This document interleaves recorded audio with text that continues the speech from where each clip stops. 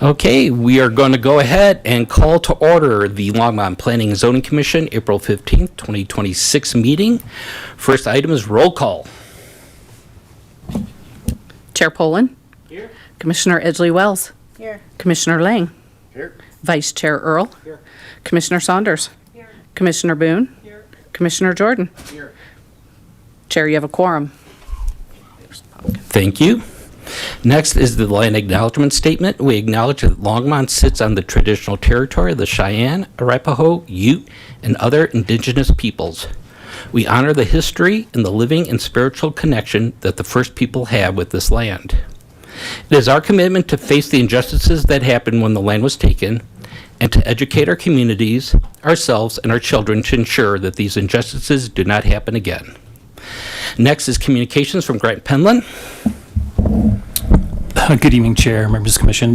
Just wanted to say thanks everybody for being here and happy, oh yeah, it's April already. Happy Tax Day. Next is the public invited to be heard.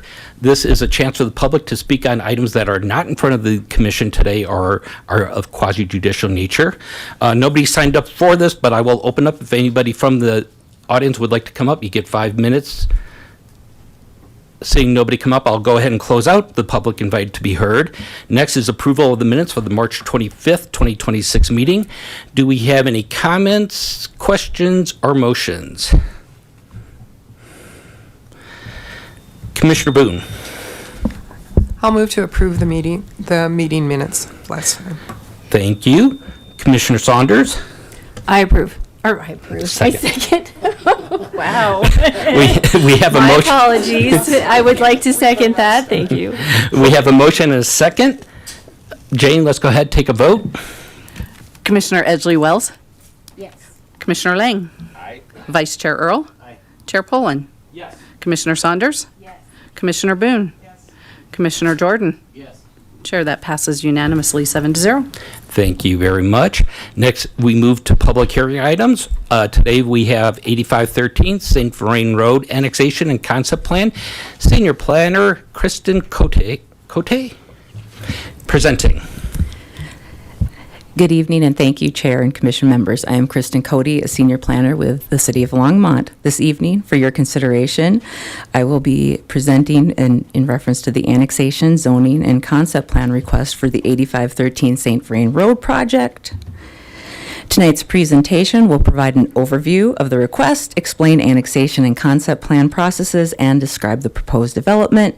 At this stage, the Commission is evaluating whether the site can develop consistent with the comprehensive plan and zoning, so there's no final design details included in this information this evening. The applicant is requesting annexation into the City of Longmont zoning to residential mixed neighborhood and approval of a concept plan showing the general layout and density. Annexation brings property into the city limits, allows connections to city services. This property is currently served by Longmont Power and Communications, and annexation would allow connections to additional city utilities and services. Annexation does not approve a final development plan, but instead represents a high-level review of feasibility and establishes the framework of subsequent applications, including subdivision plat, where detailed design and compliance with city standards are evaluated. And final annexation decisions are made by City Council. So what is a concept plan? A concept plan is a high-level tool that evaluates whether a property can be developed consistent with current plans in place. It will show general land use, density, and access points. Property location. The property is located east of Airport Road and north of 9th Avenue, adjacent to the Champion Green subdivision and south of the Burlington Northern Santa Fe Railroad corridor. The site is within the airport influence zone and is designated residential mixed neighborhood in the comprehensive plan. The property is currently in unincorporated Boulder County and consists of rural residential site with agricultural uses. It is not currently served by city water or sewer, but is served by Longmont Power and Communications. Development will be subject to the airport influence zone requirements in reference to building height, light, glare, and interference. This slide shows the property is located within the municipal service area. I apologize because it is small, but you can see the starred property in this area of the screen. It is in both the municipal service area and the Longmont planning area, which supports annexation and future connection to city services. Here you can see the north property line of the site, which is adjacent to the railroad corridor. And you can see the railroad right here on your screen. This image shows the existing access point into the property from 9th Avenue. And this slide shows the westerly property line of the site adjacent to Airport Road. The concept plan includes approximately 27 to 44 dwelling units with a mix of single-family detached and attached housing. This results in a density range of approximately 6.1 to 9.9 dwelling units per acre, which is within the required density range of 6 to 18 dwelling units per acre for the residential mixed neighborhood zoning district. This slide shows the conceptual layout of the proposed development, including the general lot arrangement, circulation, and open space areas. As a reminder, this layout is conceptual, and if approved, would be refined at later stages in the review. Access and circulation. Primary access is proposed through Champion Greens via Doral Drive and Champion Circle, consistent with planned connectivity. These connections were anticipated as part of the original subdivision design. A right-in, right-out access to Airport Road is also proposed, along with a gated emergency access onto Airport Road for emergency response purposes. This slide depicts the Champion Greens final plat, which is adjacent and shows the roadway connections extending to the property line, which were planned to allow for future connectivity to this site. Residential mixed neighborhood standards. The residential mixed neighborhood zoning district allows for a mix of housing types and establishes standards for lot size, setback, and building height. These standards guide development and are applied during subsequent stages of the development process review. Compatibility. The site is adjacent to existing residential neighborhoods and is designated for mixed neighborhood development in the comprehensive plan. The proposed mix of housing types and density is consistent with what is anticipated for this area. This slide depicts the area and the adjacent densities. You'll see to the north the Longmont Estates Green subdivision, which is at a 3.1 DUs per acre. The Champion Greens subdivision, which is at 4.6 DUs per acre, and the subject property, which is proposing 6.1 to 9.9 DUs per acre, adjacent to Airport Road, which is a principal arterial.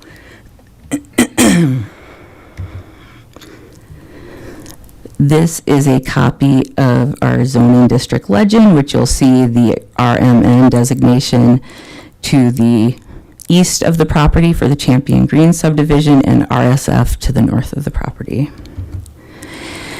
This is imagery from our comp plan, which is the future land use and transportation area. Again, in a very small star, depicts the subject property, which shows a proposed residential mixed neighborhood zoning for the site. Neighborhood feedback. Staff has received a significant amount of public input through meetings and written correspondence. Common themes include traffic and access through Champion Greens, pedestrian safety, density and number of units, drainage and groundwater concerns, and overall neighborhood character. Additional comments included requests for alternative access points, increased buffering, and more open space. All comments were reviewed and considered as part of the evaluation of the concept plan and applicable review criteria.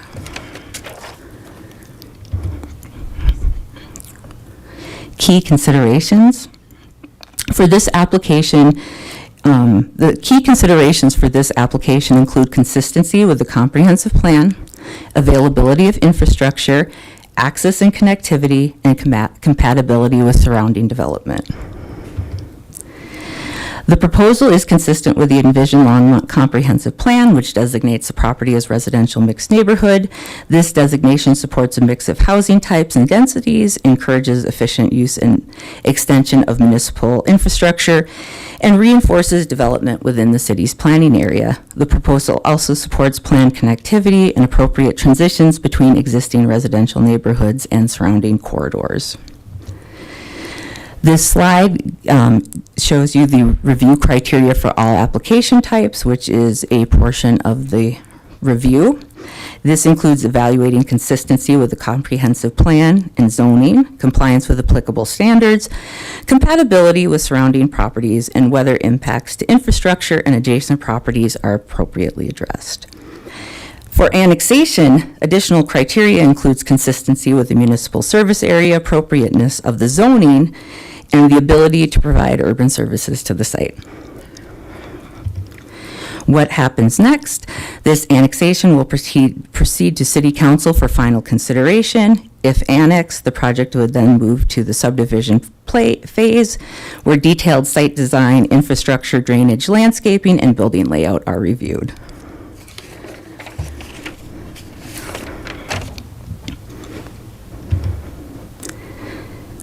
This slide depicts the decisions that the board has for this evening. You can recommend approval of the application without conditions, approval of the application with conditions, or recommend denial of the application. City staff recommends approval of the annexation, zoning, and concept plan based on compliance with the Land Development Code and Comprehensive Plan. A condition, and that concludes my presentation. The applicant also has a presentation this evening, and city staff is available to answer any questions that you have. Thank you. Thank you. Let's move to the applicant presentation.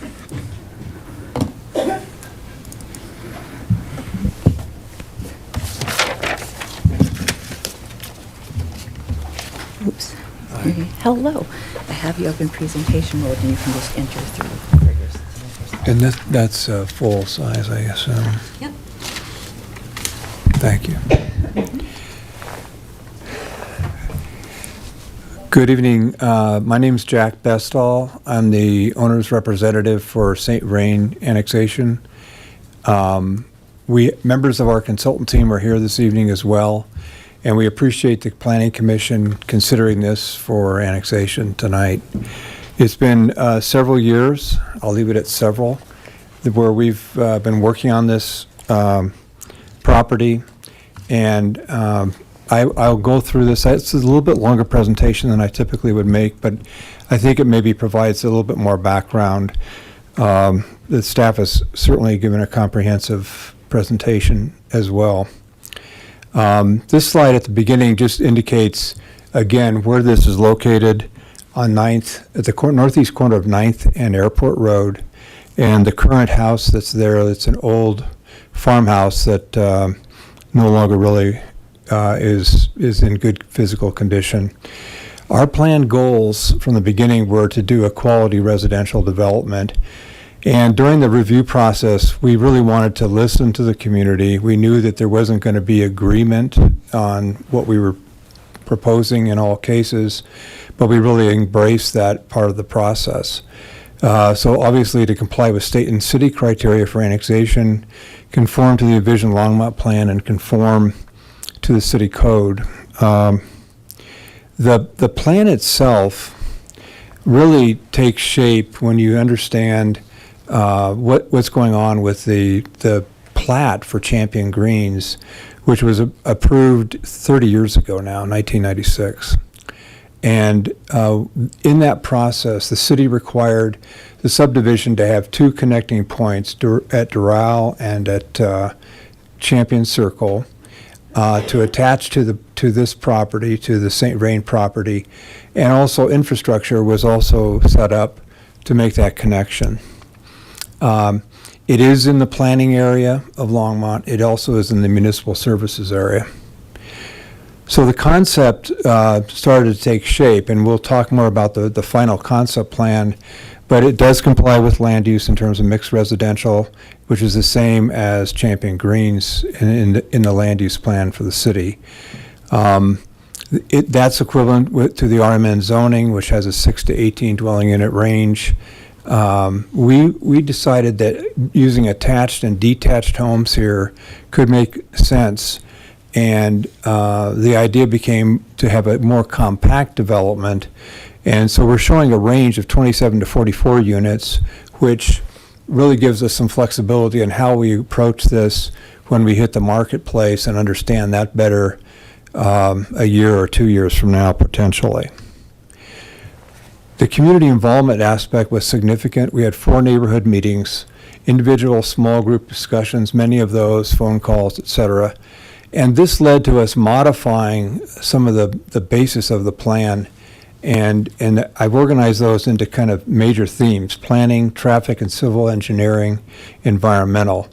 In planning, compatibility was brought up, existing conditions, view, the buffer, and development standards. In the compatibility, I think the staff has addressed that, but really this is more of a complementary compatibility.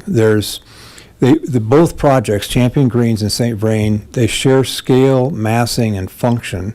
And there may be diverse architectural aspects to this, but they're still compatible and they create interest. And also we'll be sharing similar setbacks and building envelopes. We'll talk a little bit more about that. This is Champion Greens looking south along the residential that abuts the St. Vrain project, with landscaping along that. This is the other side of the project. This is St. Vrain. And before, this would have been a dense grouping of trees and understory thicket. And we've been thinning this out and moving through this on a kind of regular basis now to really achieve a little bit better understanding. This shows trees that we think are, 1, native, and 2, may have enough sustainability that we can incorporate them into a long-term landscape plan along the buffer that's planned against the Champion Greens property. The existing view, which was expressed as a concern, basically there is not a view looking west here on Champion Circle. There's really not a view to the west, and it'll vary as trees come and go, but basically there's not something to capture there. Comparable standards, Champion Greens has basements. They have a height, I believe, their development plan requires 30 feet. They're in an RMN, which allows 35, but I think their development plan said 30. Side yard 0 to 10 foot range. So you'll see that their development's pretty compact as well. St. Vrain, we will not have basements. We will have attached product, which is different. The height will be 35 feet, and side yard would be 0 feet, of course, for attached and 5 feet for detached. So that's a little bit about the planning themes. Traffic themes, of course, are always important, always brought up, and there's a reason for that. It's significant. These are some of the questions and comments that we received, and I've literally just put them into the presentation. Does the traffic study recognize current trips in its projections? And the answer is yes. It projects conditions through 2043.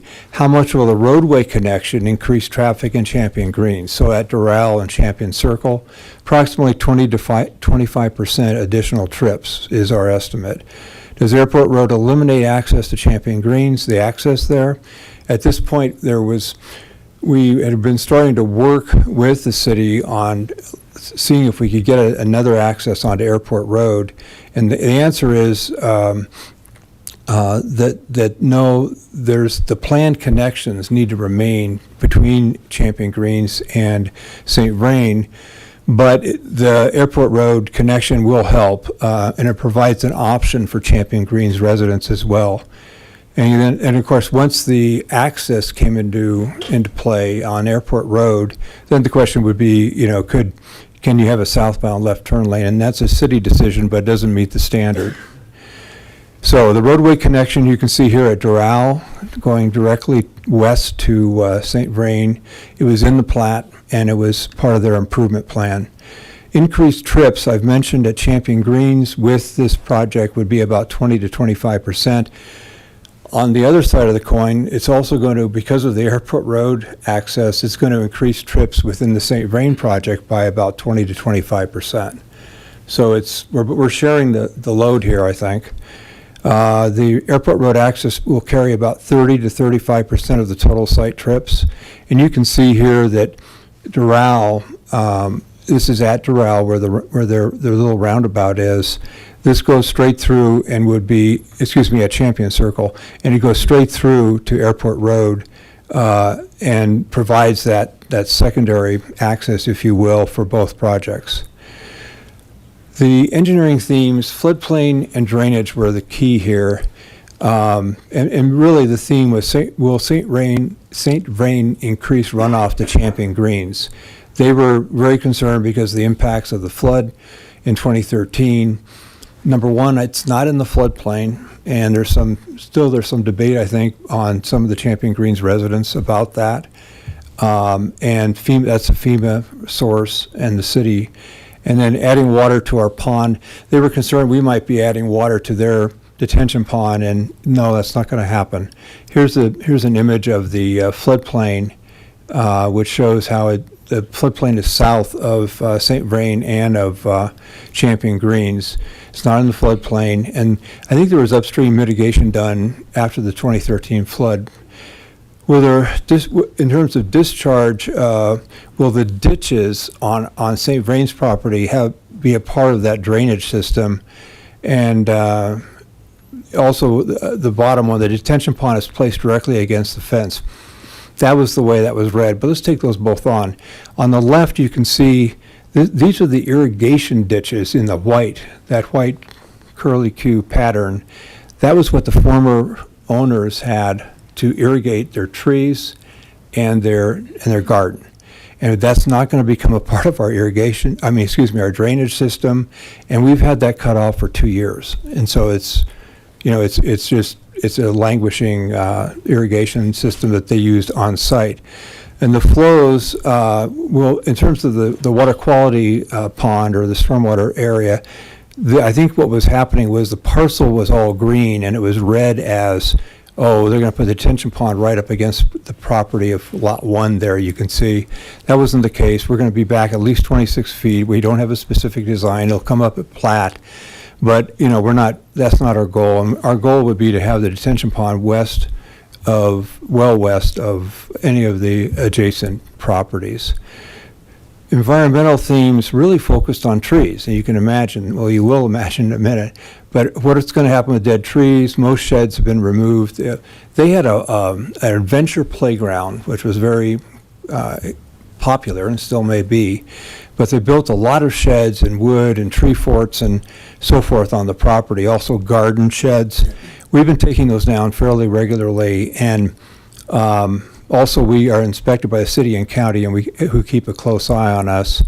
Another environmental comment was the site is a Preble mouse nesting area. The quick answer is no, it's not, and there's no critical habitat on this property. The survey we did for trees to meet the city requirement, we surveyed, as it turns out, 575 trees. I've walked all of them, by the way, several times. We've sprayed them all, the ones we want to keep and not keep. And we're trying to kind of work through this. But this is a snapshot of just part of the site. That black line is one of those irrigation ditches. Here you can see the ongoing clearing. Really, it's a part of our risk mitigation plan. And sometimes, as you take down trees, obviously, they protect the other trees. And as you take out irrigation, then the trees aren't as healthy because they don't have the water that they're used to. So we've been trying to watch that, and our neighbors at Champion Greens watch it for us, and we'll come out if we have difficulties. But we've been very fortunate so far with the winds over the last 2 years of being so severe. We've only had a couple or three that have gone across the fence, or there's been a difficulty, and mostly it's been branches. So we're really working on selective thinning as well. Here's a pine tree standing by itself. This is native. We think we might be able to salvage that and keep it and make it a part of a future landscape plan. We also did a nesting survey, a requirement of the city. You can see there's a yellow circle on the property. We found one nest, and it wasn't being used for at least a couple years. And then the purple one to the north is the osprey nest up in that pond off of Airport Road. So listening to the community and going through the neighborhood meetings that we did, we actually went through basically 3 plans. There was a couple of hybrids, but from left to right, we started on the left one, did a middle one, and then the one to the right is kind of where we ended up. Meeting 1, we had a plan that was like this. It had townhomes on both sides of the main road in St. Vrain, and it had 57 residential units, of which 7 were affordable, 12.7 dwelling units per acre. This was met with great concern, and also we didn't have as good a setup as we should have on the site plan because we had forgotten that we needed to have a buffer. So the next plan, meeting 2, we reorganized what we were doing. We put in the 26-foot wide buffer there. You can see the green running north-south on the right side or east side of the St. Vrain plan. And the residential then was relocated all to the west with attached and detached units. So that reduced the total units by about 25% to 43 units from 57. It reduced the density, it reduced the traffic, and we were able to get, and of course the buffer was added. Meeting 3 and 4, this was a real significant one. The bottom bullet point there is the airport road access was added. And this is pretty much the plan that's the final plan now, which we showed in meeting 4, in neighborhood meeting 4. It has 27 units, 27 to 44, 6.1 to 9.9, really at the lower range of the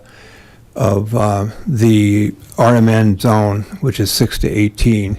The buffers in the 26-foot wide landscape buffer along the east property line. We have about 100-foot building to building between new homes and the Champion Greens homes and the airport road access. So the goals we have, we think that the process has really yielded matching up on these goals. The quality residential project has the opportunity to be that. It conforms to the envisioned Longmont plan, and it's really interesting how close it is in some areas to being comparable to both St. Vrain and Champion Greens. A snapshot of a certain area at Champion Greens shows, for example, 6.5 dwelling units per acre. On the low end, we might have 6.1 or a range up to 9.9. The overall average is at Champion Greens is 4.5 to 4.6. So it's interesting how a real compact detached project is similar to an attached, blended detached attached. It also conforms to RMN zone standards and conforms to the Longmont Development Code when we get especially to the final plat and public improvement plans and so forth. This shows the 100-foot approximate building-to-building distance with the homes on the west side of St. Vrain and the homes on the west side of Champion Greens. And the green, the strong green there on the right side is the buffer. So we really feel like we've met and complied with all of the requirements that Kristen listed earlier, both Longmont development requirements and the state requirements for annexation. And we would appreciate your consideration of approving this and recommending it to the council. We're here for questions. Okay, thank you very much. I think at this time, since this is a public hearing item, we will open this up for the public invited to be heard to speak on this issue, on this item in front of us. We did have a sign up on the outside. We do have 11 names on that. When I'm done with these 11 names, we will give a chance for anybody else who did not sign up but who would like to speak. You will get a chance to speak. You will have 5 minutes to speak. We ask that you state your name and your address for the records, and then you have your 5 minutes to speak. So we'll begin with Tom Smith.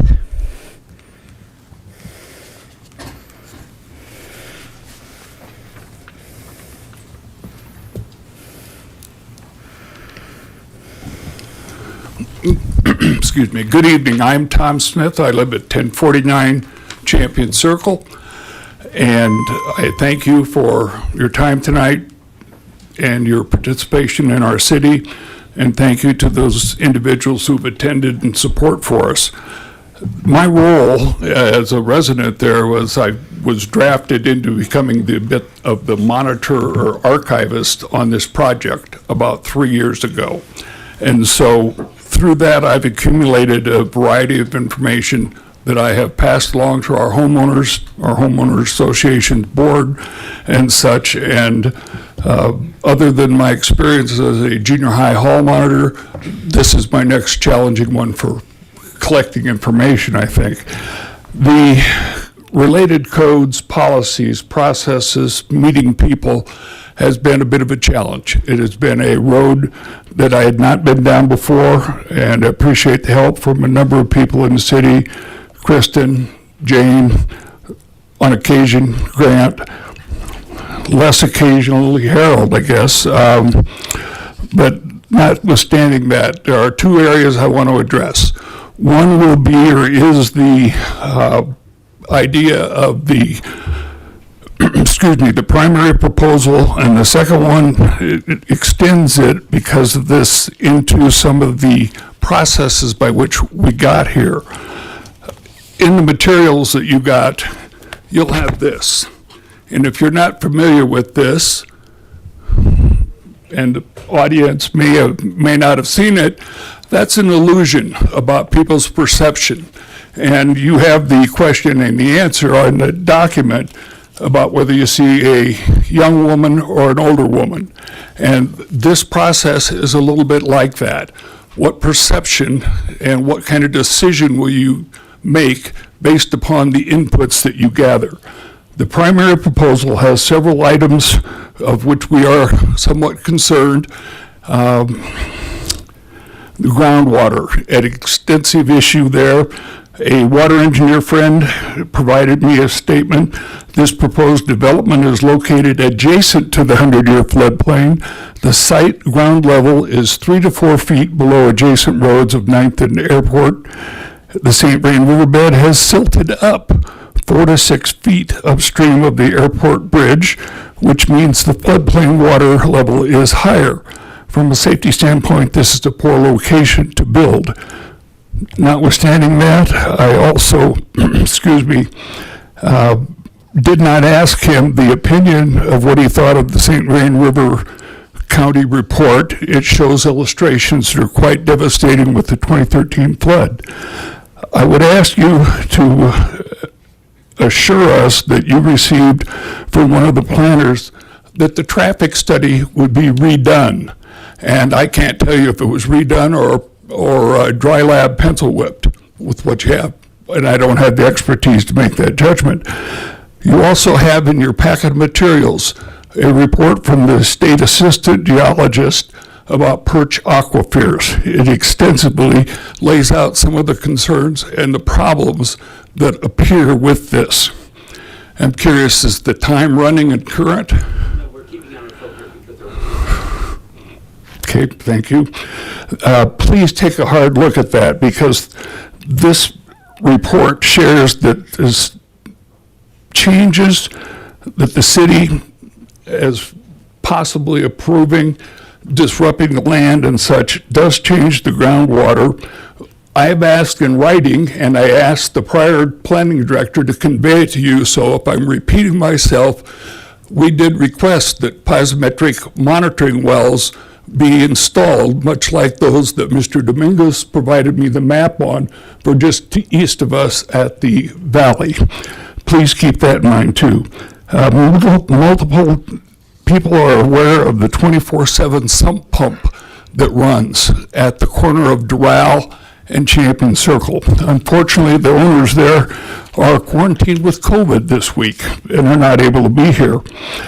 Multiple city staff that I've talked with at different times are aware of that house and can identify its location.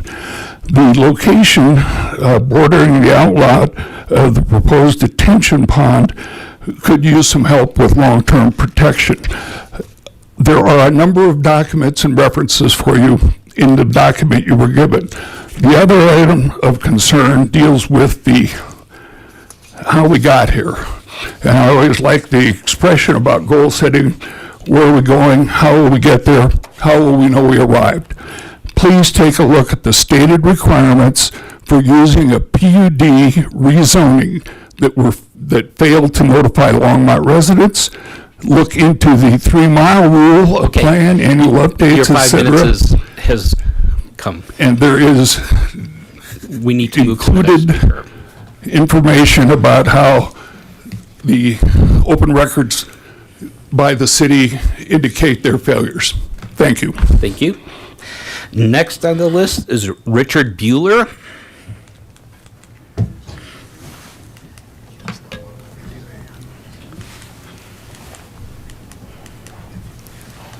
Good evening.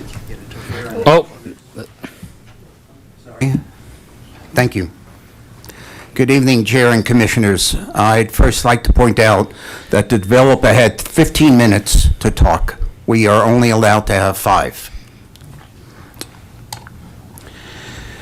My name is Richard Bueller. I live at 950 Champion Circle in Champion Greens. I'm here to oppose the proposed annexation and concept plan for 8513 St. Vrain Road.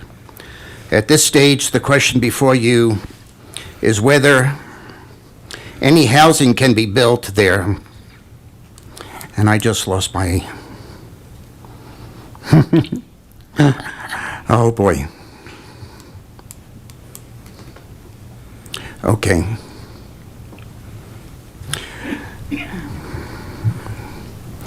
The question is whether this proposal in this location and on this record Bluetooth disconnected. is an appropriate fit for annexation into the city of Longmont. The answer is no. I appreciate Mr. Bostall's all his details and diagrams. At this moment, I'd like you to, so I have it at the end, put back the original slide that we all look at when we enter this room. This application should be denied or at minimum continued because the record does not adequately protect the existing neighborhood from 3 very real harms: incompatibility with the surrounding single-family community, increased drainage, and flood risk and economic harm to a population that is disproportionately elderly and living on fixed incomes. I would say the average age for people living there is 80. I'm 78. First, compatibility. This is an established single-family neighborhood. Many of the residents are older or choose this area for its stability, lower intensity, and predictable character. Longmont's own planning policies, including the expectations and reflected in Envision Longmont, emphasize compatibility, appropriate transitions, and responsible annexation. Yet what we have before you is a concept level proposal with limited detail, asking the city to move forward before the public can evaluate the full consequences of the project. That is backwards. Annexation should not be approved on broad concepts while the most important details remain unknown. Compatibility is not just a slogan.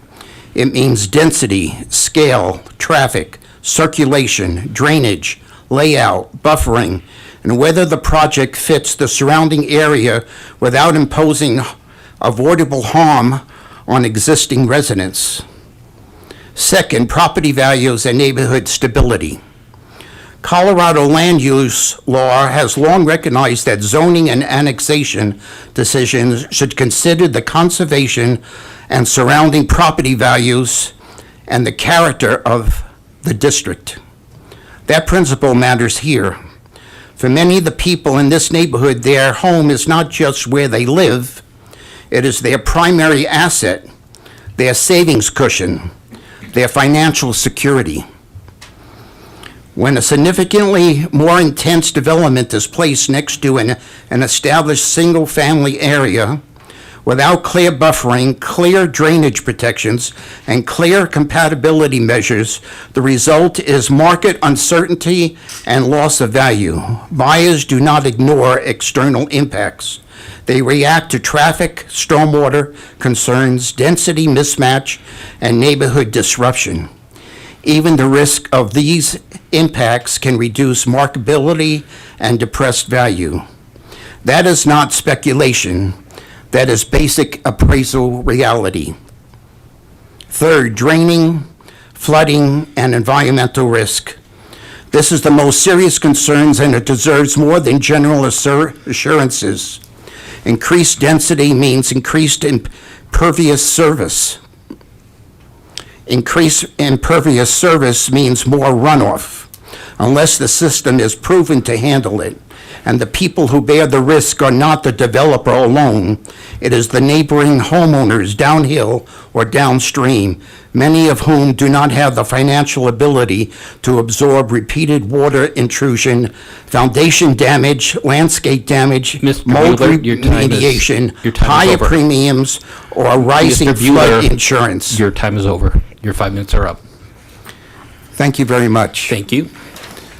Before I leave, I wish you would review what you had on You've that had your 5 screen. minutes. Please sit down. Thank you very much. Next, we go to Brian Schutz. Schutz. I didn't realize that's what it was. So Brian Schutz. Oh, I said I'll pass. I'm You're- sorry. I okay. thought it was just a sign-in for tonight. Oh, okay. Thank you. Sorry. Marilyn Turner. The same thing? Excuse me. Okay. And then Sandy and Mary? Okay, thank you. No, she cannot. Thank you. Next is Robert Woods. I'm trying. We're gonna see if this works on the Bluetooth. No, so it's Okay. So P2 doesn't show up. Oh, So it's not in there, and I can't figure out how to get it to the mode to change it. So that's why the Bluetooth thing. okay. So I'm gonna try this, but I'm gonna have it on my phone otherwise.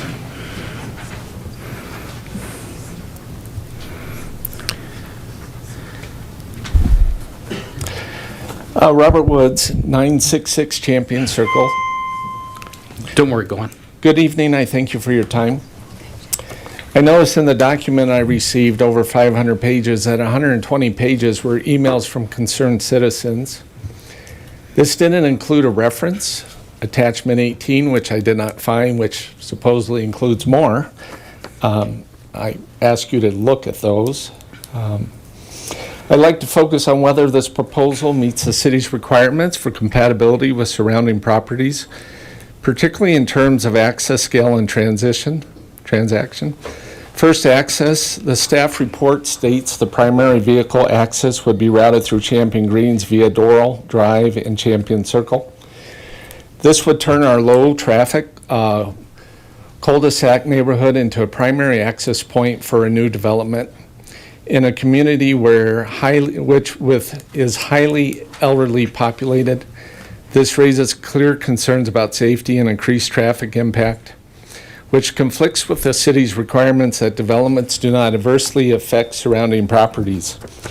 Second, scale and height. The proposal allows homes to be up to 38 feet tall, while our neighborhood of roughly 80 homes, all but 5 are single story. That represents a clear mismatch in scale and is not compatible with the existing neighborhood character. Third, transition. While the density may fall within zone range, this project introduces high density and attached homes directly next to low density attached neighborhood. That is not a gradual transition. That is an abrupt change. Finally, this site sits at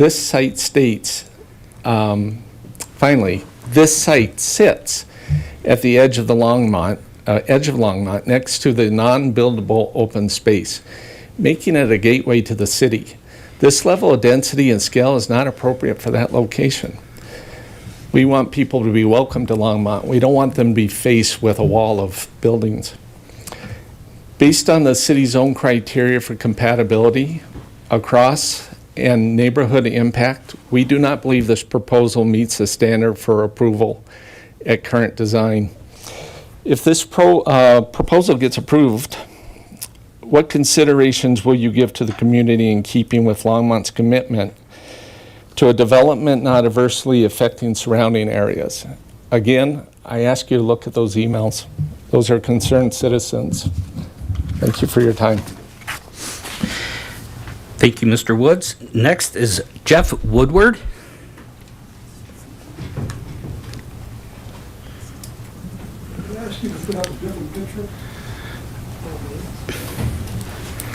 Kristen, can you see? When would floodplain be great? Or the flood inundations?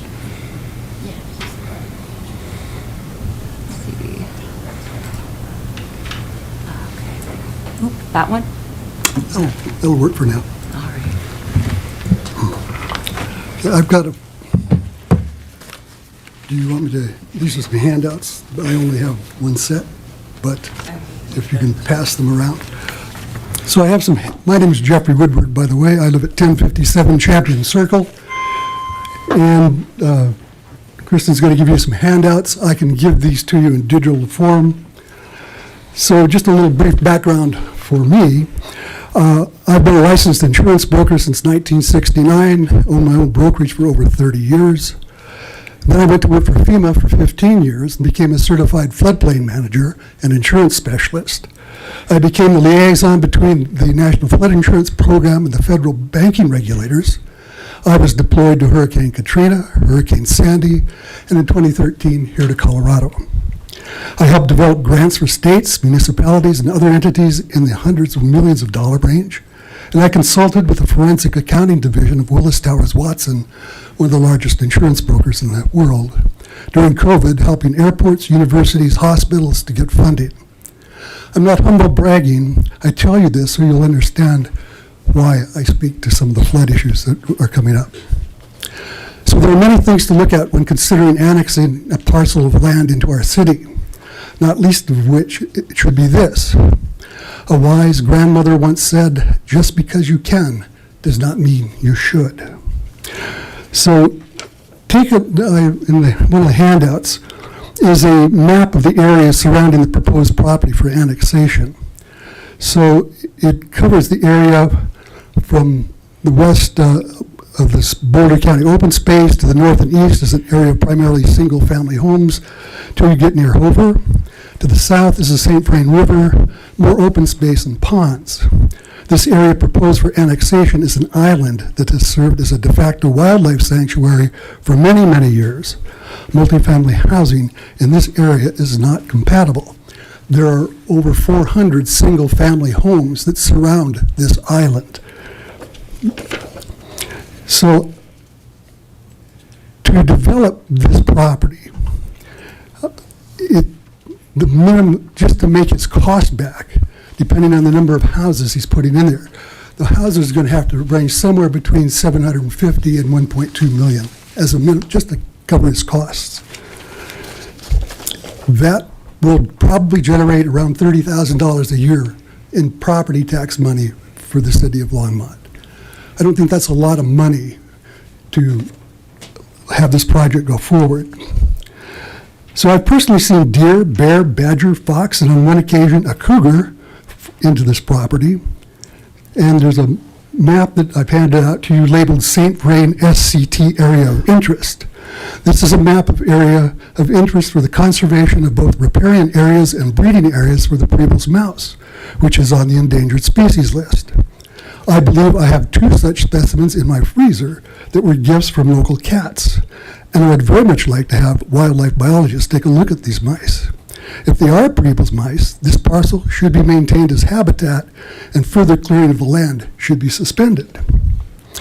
Now let's talk about flooding. So if you look at the photo headed 2013 Flood Recovery 10th Anniversary, it very clearly shows the area of flood inundation, which considerably exceeds the current FEMA flood map.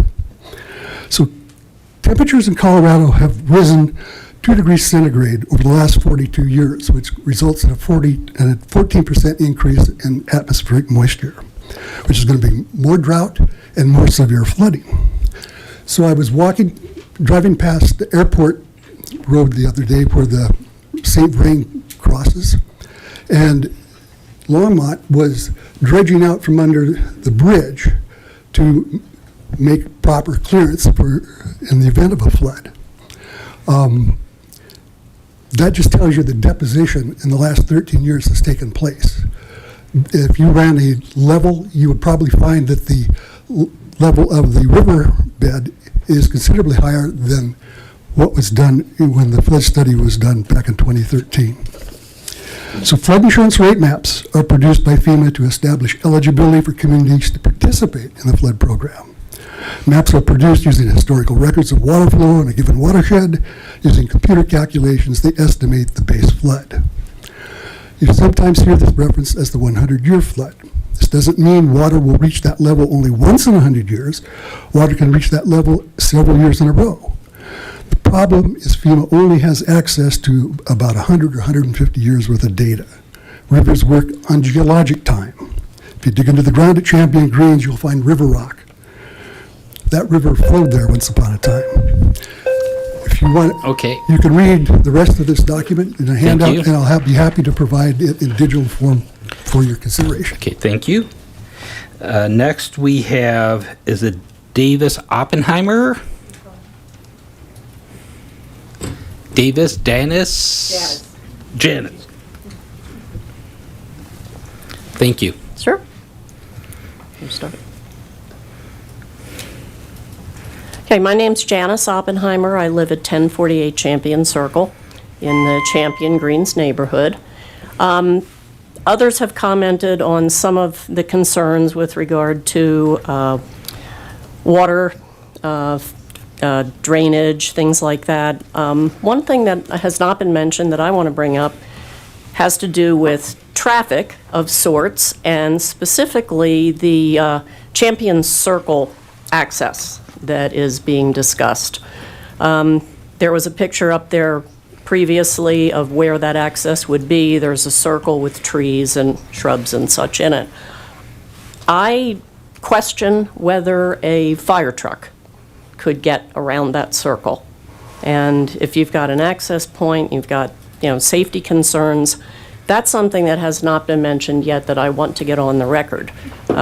If we're talking about bringing additional traffic, whatever the percentage is, I understand that Champion Greens theoretically has impact on the St. Vrain property, goes both ways. But from a safety standpoint, I'm concerned about the access for services, especially in an emergency. It's been mentioned that there are many elderly residents in the community. I don't know what the makeup of the property next door will be, presumably younger, but it doesn't matter. An accident happens, a problem occurs, you need to get services in there. And that particular point is of greatest concern to me, not to mention just the other intersections that take place, and whether something like a fire truck, ambulances come in and out, so not so much an issue, but emergency services access to our area and the property next door. I don't think that, in my opinion, I think it would be tough to get a fire truck around that Champion Circle. So consideration to that and what to do about the access that's planned next to that would be a consideration for the council. Thank you. Thank you, Janice. Next is Ed Gary.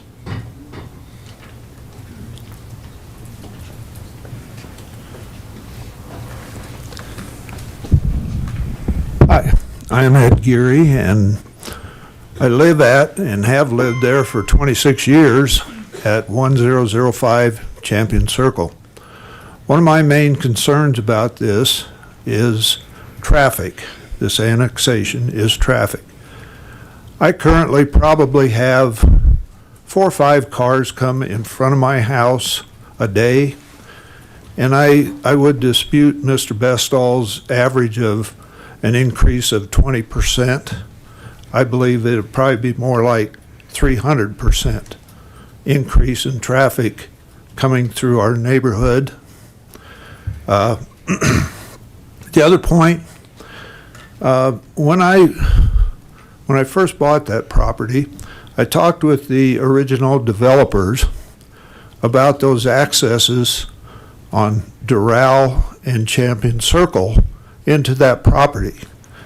The developers then, which we can't get those developers here because they all have passed away, they said that the reason they put those in there is because they were under the understanding that that 5-acre property would be developed just like Champion Greens, in patio homes, single-family residence. Somewhere along the line, unbeknownst to the property owners in Champion Greens, the zoning of our property was changed from single-family to multi-unit. And there is nobody in our development that was ever notified of a hearing about that change. So there is a lot of concern about the change to a multi-unit zoning. Nobody around us was changed. No other development on the west side of town was changed to a multi-unit. So we have a lot of problems with the, not so much the annexation, but the development of it. Thank you. Thank you. And next on the list is Chris Crawford.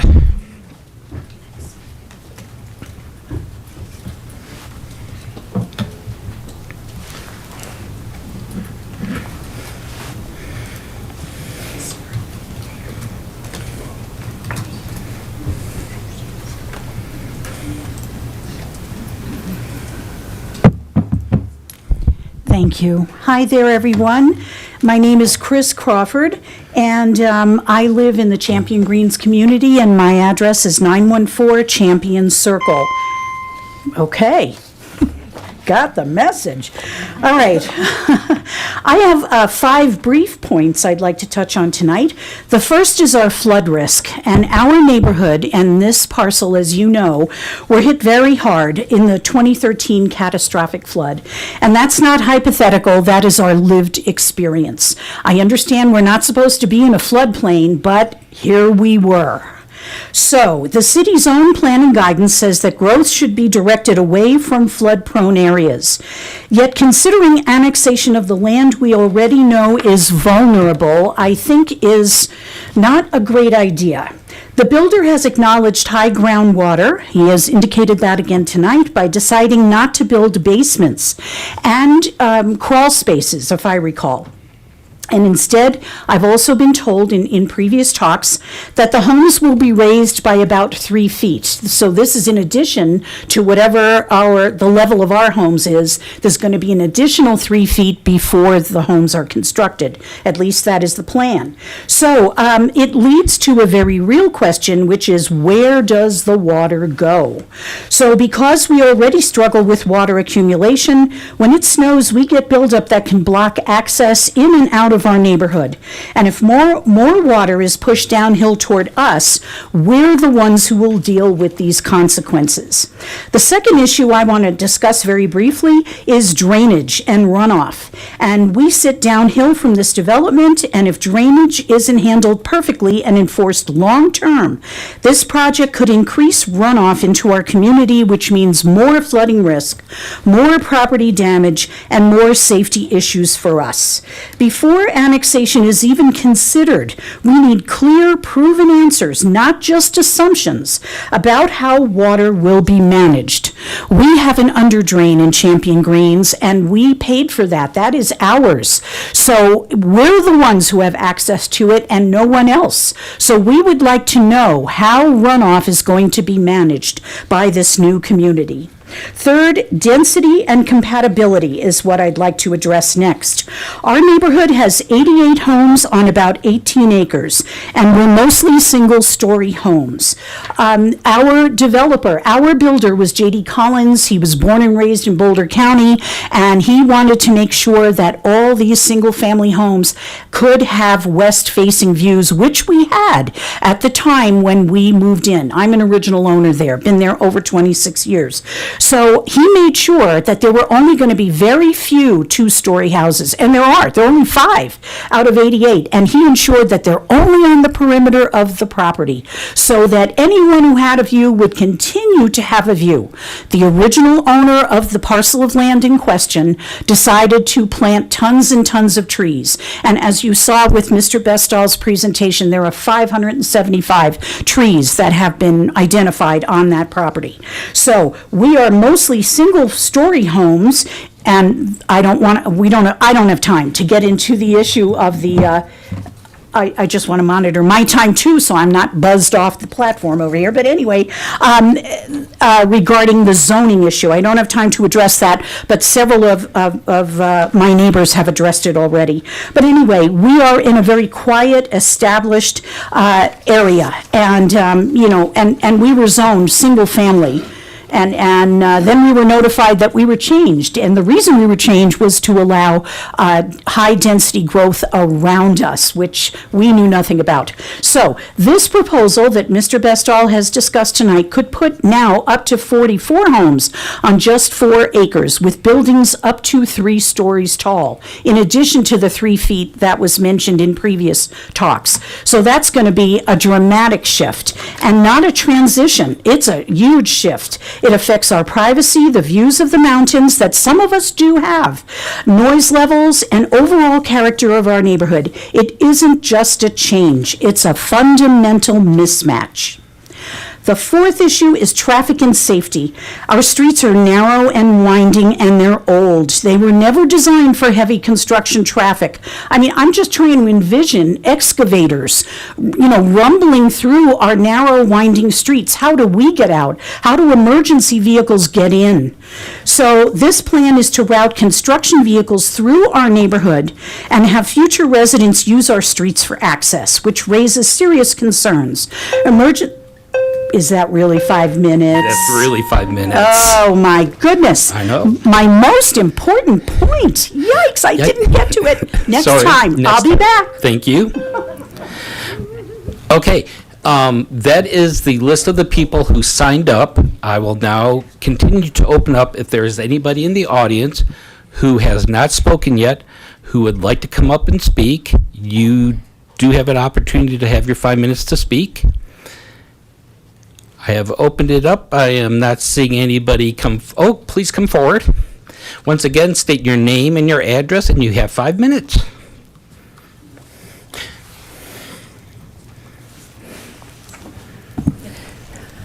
Barbara Nielsen. I live at 3613 Doral Street, or Place in Champion Greens. My house was the last house to be built. My neighbor's house and my house set, I believe the term is aqua filters. So when we have heavy rains, or even when the farmer across the street on North irrigates, that water comes under 9th and into our property. Last year, I had the city come out and survey my land because there was so much water being pumped out of my basement 24/7. Tom, probably has pictures of how much water was coming out of my sump pump and my neighbors. I want to know how the drainage is going to be built when it's going to go across that, as I assumed in your presentations. That water drains over there, but it's going to drain back into my house, my basement, my neighbor's basement, and I'm not joking. That water was pumped out 24/7, and that's why I had the city come and look at my property to make sure I didn't have a break in my water pipes. And they came out, and your city people, are the ones who told me I had an aqua filter under my house, and that was where the water naturally drains. So I want that to be taken into consideration when the drainage issues are being brought. Because if you're draining that water over off of 9th across and down, it's coming back to my house. And I don't want that. I don't think I should have to put up with that. If you're going to be making money off of this development, you should take into consideration our problems with your development and the sump pump going off for drainage, because the drainage in our area is high priority. There are numbers of houses in our neighborhood that have that problem, and I want that to be a real consideration from my representation here in the city, to look at this property and really survey it and really study it. Because if I have flooding in my basement simply because the man across the farmland irrigates over there, and I have to have my sump pump running because of that, where does that drainage from this development go there and then comes back to my house? I want that to be seriously looked at, considered, and planned out before you okay this development. Thank you. Thank you. Do we have anybody else who would like to come forward?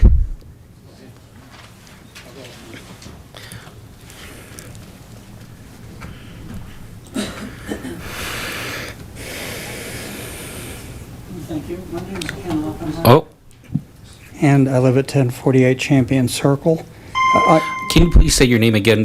We didn't catch your first name because of First name is Kenneth, last name is Oppenheimer. And I just wanted to make sure. Oh, that and your address, please. 1048 Champion Circle. And I'm married to the lovely lady that spoke a few minutes ago. I just want to make sure that council was aware that there is an investigation underway by the county on the property in question, and that it is for rubbish and for improper use, business use of the property. So I'd ask that before you make any final decisions, that the outcome of this investigation be completed. Thank you. Thank you. And I think we have one more gentleman who would like to come forward.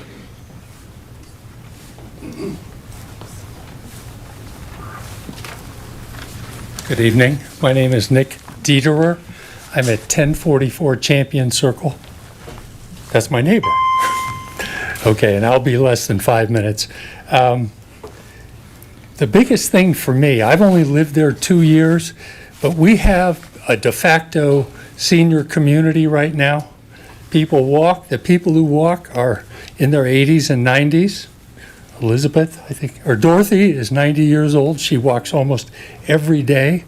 And all of a sudden, if we get, 20% more traffic, I would dispute that as well. I agree with Ed. I think the numbers would at least double. And I would be very concerned about cars driving in and out into the new section in 8513. So basically, if we're going to do this, and I'm not against development at the right density, if we're going to do this, I'm going to want, speed bumps, traffic cameras, 15-mile-an-hour posted speed limit, because that's the speed we all drive at today on Champion Circle, right? We don't go in there. There's no speeding or anything. You have to understand, there's no children there. We don't have any children. We don't have any teenagers. We don't have any young adults. We have a few middle-aged people, but mostly I'd say the median age is about 70, 75. So I think it's very important to manage the traffic and the density. Last thing that Chris wanted me to mention was, and this is something I mentioned to Mr. Bestall in a previous meeting, and that is that parcel today scares me because of all the fire fuel that sits there. After the Marshall fire, I think we all had a wake-up call, right? It's just sitting there now, and that's concerning me. Like I said, I'm not against proper development, but that's the last thing is fire risk. Thank you for your time. Thank you. We'll give one more call out.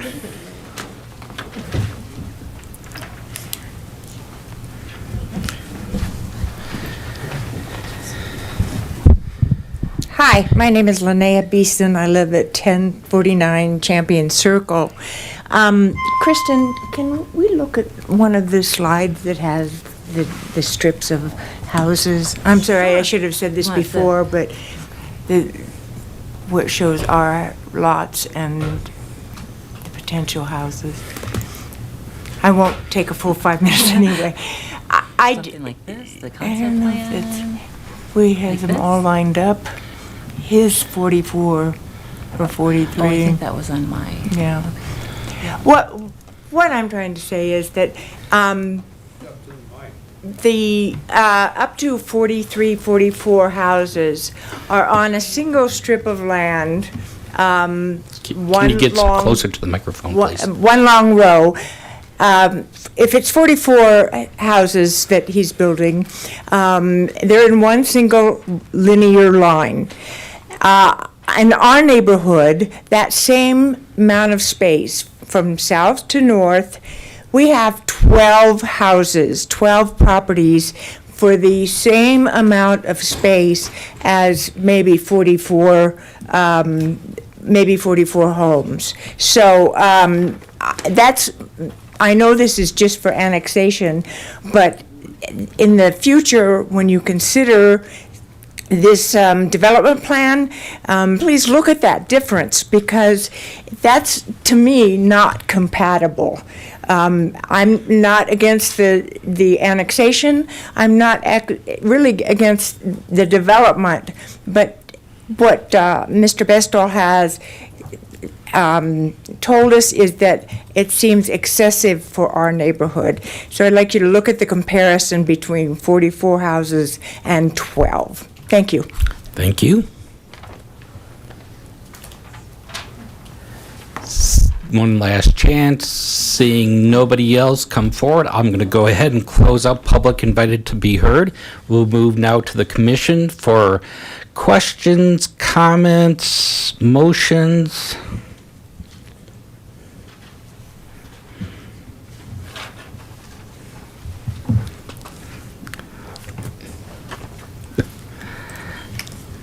Do we? Does anybody have any? I will go ahead and start off. Kristen, the zoning has been brought up a couple times. I do believe I did see something in some old documents I have, being here for a little bit, where it was originally single family. Do you know at what point Champions Greens got redone to RMN? I believe it was in approximately 2018 with the Envision Longmont Comprehensive Plan update. I would probably want to defer additional questions in relation to that to our director, as he has done a great deal of research in reference to that and can probably speak to that in much greater detail than myself. Okay, thank you. Grant. Good evening.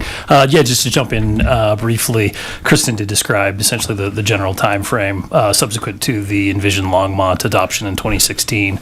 There was a citywide rezoning effort that essentially rezoned this property at the time to RMN. So that was in 2018, I believe, September. And as you said, that was part of Envision Longmont? It was subsequent to Envision Longmont, so the subsequent overall, basically citywide rezoning effort. Okay, thank you. We'll go ahead and move to Commissioner Edgley Wells. Thank you, Chair.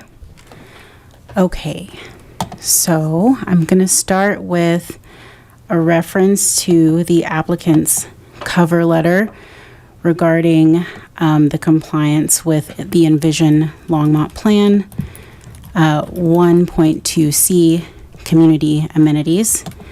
St. Vrain neighborhood will provide a greater economic basis to grow the crucial mass necessary to support facilities and programs that enrich the quality of life of the community. There was a comment submitted from Councilmember Popkin regarding reference to the Airport Advisory Board and comments possibly coming from them. There were no comments that I saw made. So then I will also go to attachment 3 of the concept plan under the Vance Bryan Airport notes. where it basically, to my understanding, states that any sort of noise or any sort of flyovers close to these homes associated will not be subject under the City of Longmont's regulations, but the FAA. And then I also wanted to note attachment 7, the traffic letter, page 36. I know a number of residents in the community have commented on traffic and their concerns regarding traffic.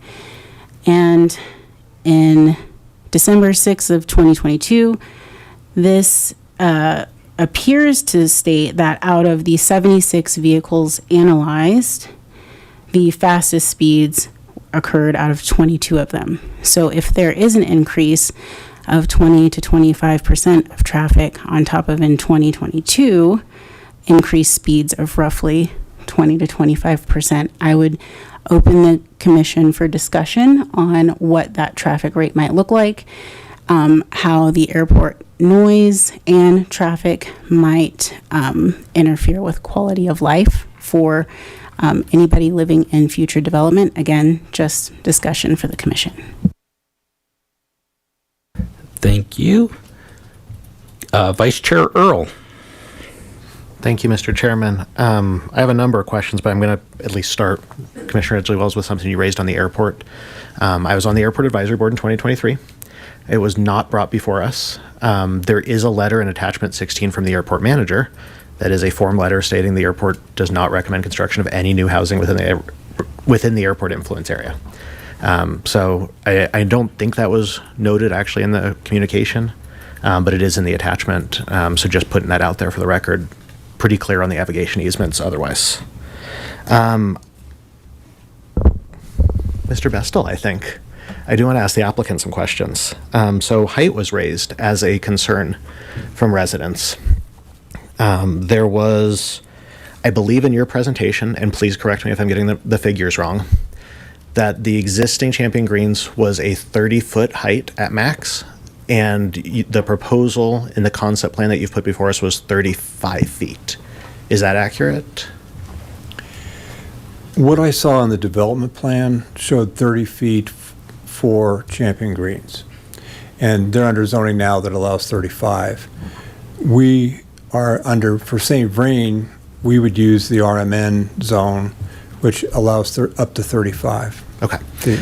So what the 30 feet that you had in there was what the developer would have been allowed to do in Champion Green, not necessarily the current, what was built. Is that? Yeah, I think what I think if we're thinking of the same slide, I think I showed 30 feet for Champion Greens and 35 for St. Vrain. Yep. Okay. I wanted to make sure I had that right. There was a comment from the community that the homes in St. Vrain could be raised up to 3 feet, and therefore the 35. I don't know if that's on top of the 35, if that's incorporating the 35. Can you just address kind of what that means practically? I don't know of any information to that effect. That's new to me. So we haven't reached the point of setting grades or anything. What I did state a number of times in my presentation was that we, at this point, have no reason to believe that any of the drainage from St. Vrain will go towards Champion Greens. And the reason for that, basically, is that by state law, you have to use the historical flow direction. And in that case, it's southwest. And we can do what we need to do there to make sure that the drainage does go that direction. And it wouldn't go to the farmland to the south or the open space, if I understood the other comment. It would go to a storm drain in Airport Road. And so we would be able to control that. And so I'm answering your question, but maybe I added other additional information. We don't have any plans at this point to elevate the site 3 feet. It's not, and it's premature to even understand what that would mean. You were going to my next question on drainage and runoff, so thank you for jumping the gun there. We have attachment 5 in our packet, which is the drainage report. I'm not going to pretend to understand the intricacies of it, other than to state it seems the study suggests pretty clearly that the runoff can be met, can move into the storm drain. At this point, with a concept plan, we do not have a preliminary plat. We don't have a more detailed set of what's actually going to be built. Does this drainage study get redone and done in more detail so we really understand what's being built? Yes, sir. Yes, sir. When we go to preliminary and final plat and the public improvement plans, there'll be a much more detailed drainage report that the city staff will scour. And I use that term in a positive way because of all the projects we've done here, they're very detailed in their evaluation, both on water quality and drainage and runoff. Thank you. And then I did note you included the nesting survey that we have in the packet, some of the environmental. Some of that is several years old. I recognize this project has taken several years to get to this point. Do those have to be redone prior to construction as well? Or Yes. As we see further? I beg your pardon, I didn't mean to interrupt. Nope, not at all. You need to do a nesting survey before you begin construction. And typically, I think it's within 7 to 10 days before. So it's going to be immediate at that point. Okay. Those are the questions I have for you. I do have a couple questions for staff. And Kristen, I don't know if it's you or someone else, if I'm good. Or do you want me to defer for a minute? Can you defer for a minute? Absolutely. I will defer to the chair and come back. Thank you. Mr. Bestall, if he can, maybe you might want to take a seat up close because you might have be called up a couple times here. Quick question. A public comment was made something about 3-story homes.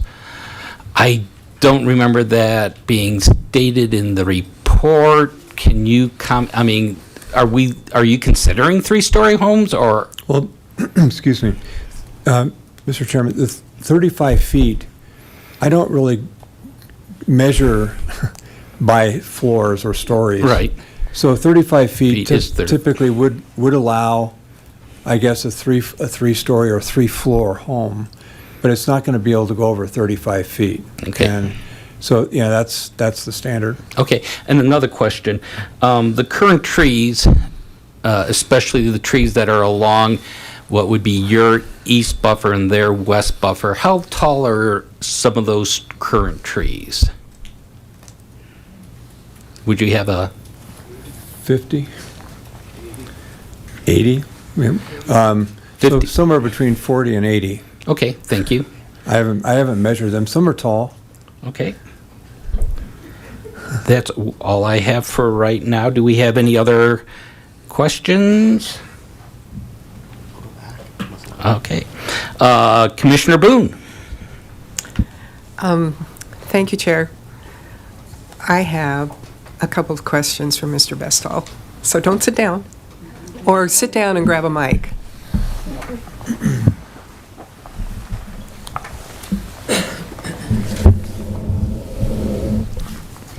Hi. Thanks for being here tonight. One member of the public expressed some concern about the fire risk of the existing property.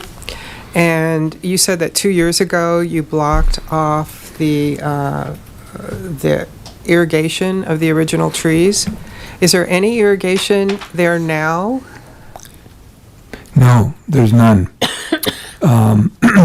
When I hear these stories, I mean, not stories, but when I hear this information about some pumps pumping 24/7 and so forth, it's a big concern because there's no water being put onto the St. Vrain property at this time.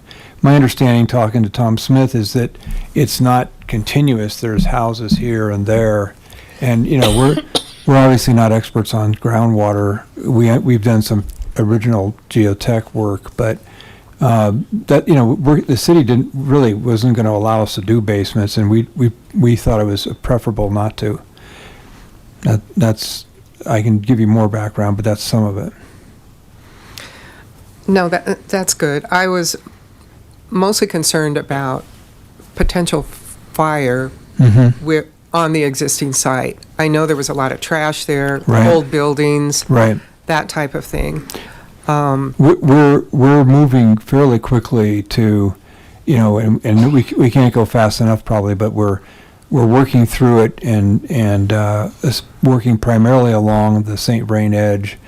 There's quite a bit of material there, and so it's something that, we're not going to do it all in 1 month. It's just going to be a regular process for us. Okay. Another just question. On your original plan, you were providing some affordable units, and it appears that you're not doing that on this proposal. Is that correct? That's correct. You're going to do the fee in lieu? What we're planning on doing is building off-site. Oh, actually building off-site. Yeah, we're working with housing right now on a project which would be on Francis, that would be a for sale affordable project. It has about 23 units, and this would be part of that. Good for you.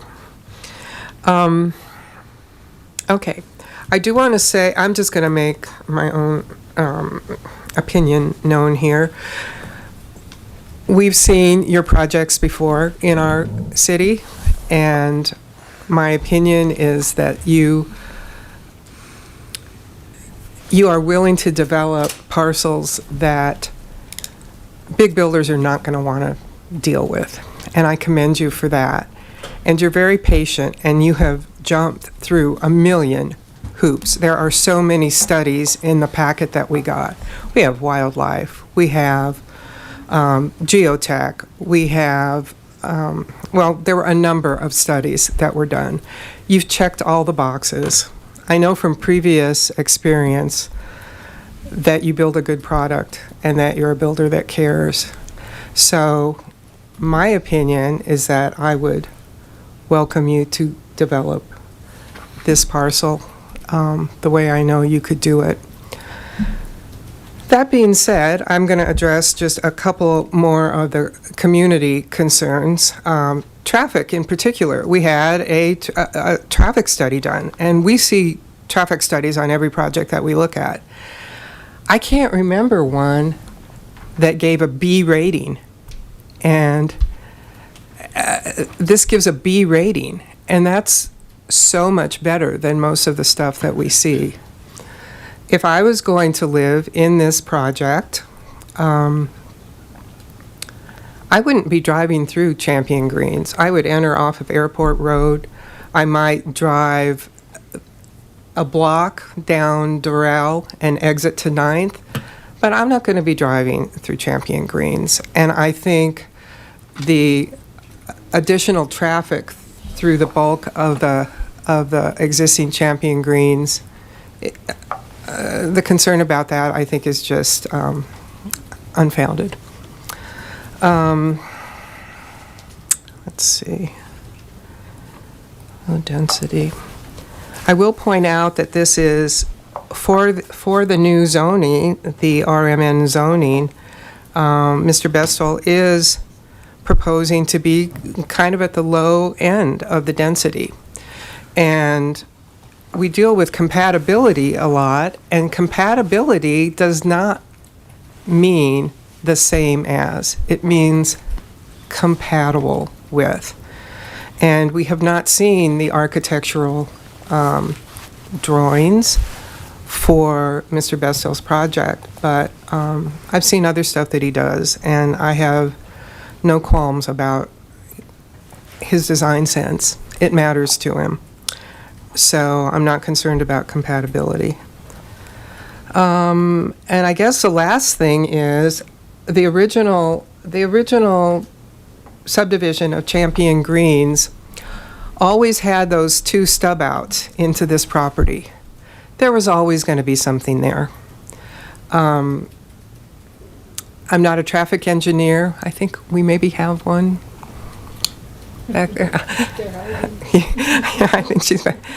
I'm sure that a circle was not installed in the city that a fire truck could not get around, because that's just not done.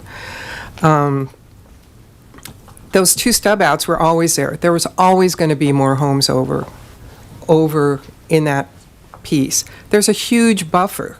There's over 100 feet house to house.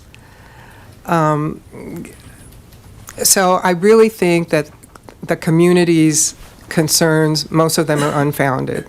And I understand that you don't want your neighborhood to change, but our city is growing, and this, I believe, is a really nice way to do an infill project.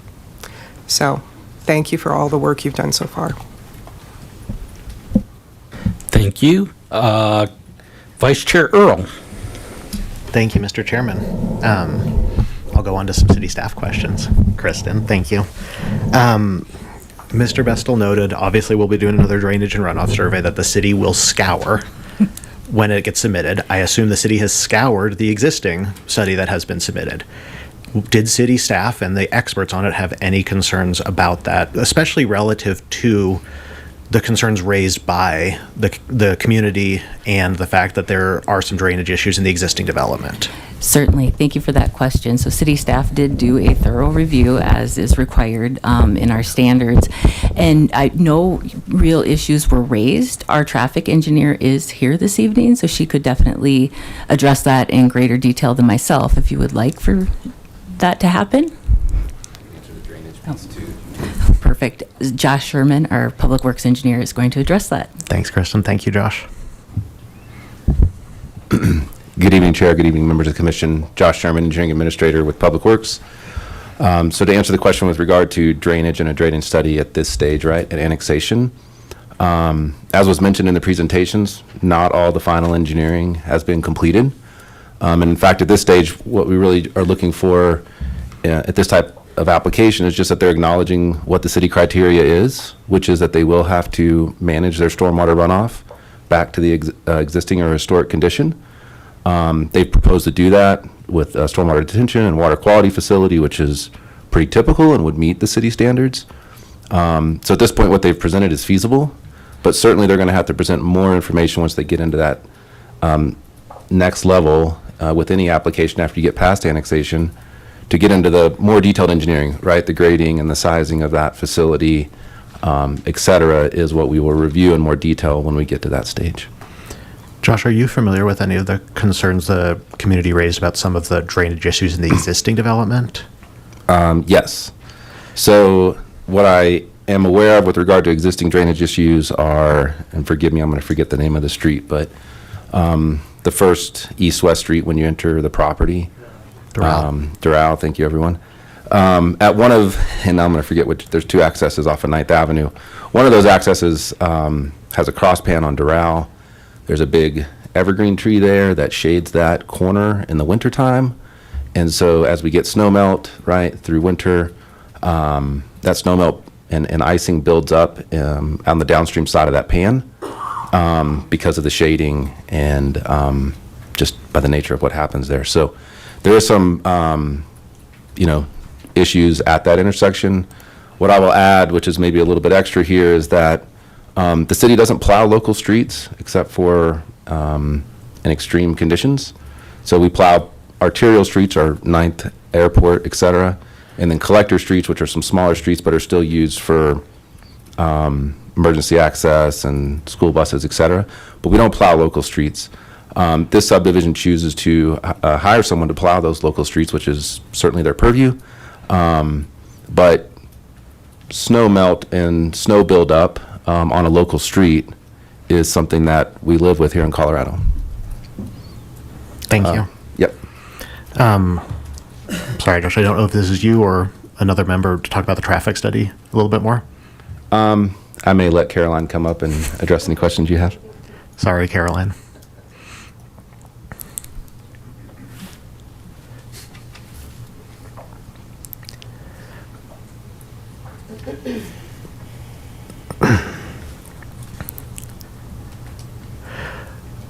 While you're coming up, broadly the question here, because I've read through the study. Commissioner Boone noted, generally speaking, this is better than a lot of the studies we look at. This is based on, I believe, 43 units, so at the upper end of what Mr. Bestel is proposing. I'm not seeing that the study shows a dramatic change. obviously there's always concerns about, is the study accurate? Does the study reflect what we would expect? Can you speak to how it matches up with kind of the city standards for how these studies are done?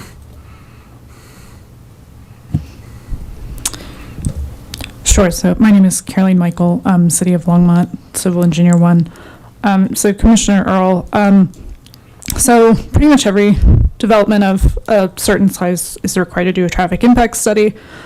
The methodology for those is pretty consistent. They're required to use the ITE trip generation manual to come up with like trip generation numbers based on the land use, which there are several categories for that, commercial and residential. In this case, it's like residential land uses with single family attached and a few single family detached homes. So, I mean, that's like very consistent with what we would do with other traffic studies. The unit count on this is, I mean, by traffic studies standards, 43 units is relatively low. I mean, I've seen like traffic studies for like Costco that get into like over 10,000 or something trips per day. So I would say, and I know that there was also a question earlier about whether the traffic study was redone. So I think what that's probably referring to is this annexation was actually, it's been kind of in the system for a while. So I believe some of the text was probably updated, and the latest date on there is December 2025. The field counts have not been updated. The ones still on there are from 2022. However, if this application were to move past the point of annexation, the applicant would be required to complete a new traffic study, essentially. So they would probably move on to a preliminary plat, site plan, public improvement plan submittal, and at that point, they would have to redo the traffic study. That would probably have pretty similar findings, but things can change in that process. And yeah. Well, that's what I was hoping. I wanted to hear that. On the airport road access, the right in, right out only right now, it's stated that the city won't allow that to be a full, won't allow the southbound turn. Can you just talk through briefly what is the standard that doesn't allow that? Sure. So there's been a lot of questions about access to this property. So there's a few different standards that we use to govern access to new properties. Generally, new private accesses from arterials are prohibited. In this case, the applicant is proposing a public right-of-way access to Airport Road. So that would be allowable as long as they're meeting the spacing standards, which is 660 feet, which is possible on this property on Airport Road. It is not possible on 9th Avenue. Given the way the lot is configured, it's like very narrow frontage on 9th Avenue. So that's why the Airport Road access would be preferable, because that can meet the standard we have. The right in, right out is more of a safety consideration. It's generally been our practice to try to limit the number of full movement accesses we have to arterials. We've kind of seen that can lead to some crash problems, particularly with people making inbound left turns, misjudging gaps in traffic and getting hit. Yeah, that's mostly the rationale behind that. If we want to reconsider at any point in the future, right now, it's pretty acceptable as is. If the applicant, I don't know if I've ever seen anything that was like for a full movement access on Airport Road, but. Thank you. I appreciate that. That's the traffic study questions I had. I'm guessing someone else might have more, but thank you, Carolyn. Kristen, just a quick comment. I appreciate the work you did in putting together this packet. There were 125 pages of community comment. I read through all of them. I appreciate the community being so engaged, and I also noted how many of them commented that you had been willing to meet with them, to talk through things, to explain things, and just really want to commend you and staff for the work you have done on that. So thank you. Thank you for the feedback. We all at the city believe the public engagement is very important in this process, so yes, but thank you for the feedback. Thanks. Commissioner Jordan. Thank you, Chair. This question might be for you, Kristen, or Caroline, if you're still down here. It's also traffic related. So first off, I noticed that during the presentation, Kristen, it looked, and I don't, maybe I misheard, but it sounded like the access to airport was, there was a note about it being locked for emergency access, but most of the conversation we've had is about right in, right out. Certainly. There are two accesses onto Airport Road, one of which is the right in, right out, and then one farther north, which is proposed to be the gated emergency access with the Knox box. Gotcha. Okay. On that point, another piece of community feedback that has been prevalent this evening has been, you know, in addition to traffic, but construction access and the disruption of having large, you know, trucks coming in and out. Has there been any discussion about potentially limiting access in and out of this development to the airport side of things so it doesn't disrupt the neighborhood? And I'm obviously going to defer that question to our developer consultant. Yes, there has. In at least two, I think, neighborhood meetings, it was brought up as a concern, and I think it's a very important concern. We'll do everything to get permitting and access from Airport Road during construction. I mean, it only makes sense. It's easier for us, by the way, but it's much safer for the neighborhood and everything. So okay, that's what we'll be doing. All right. Thank you, Mr. Bestall. And then Kristen, or I don't know, Caroline, you might be able to speak to this. And this is more of a general question about, you know, some patterns and things. So one of the things that I've seen, and granted, it's been a short time here, is that when we're looking at a potential either a preliminary plat or an annexation, we often see concern from the adjoining neighborhoods about impacts regarding traffic and safety. Those are two big patterns that come up a lot. And one of the things that I see is, you know, we often debate whether or not the traffic study is representational, what it's based on, if it's actually going to be the way we think. And I'm curious, have we gone back and seen, for the things that have gone through, have we seen measurable increases in injuries, traffic accidents, or any of that to that effect? And thank you for that question, Commissioner Jordan. I do think that question is probably best addressed by our transportation engineer. So if we could get Caroline back down here, that'd be She's wonderful. right behind you. Thank you. Thank you, Caroline.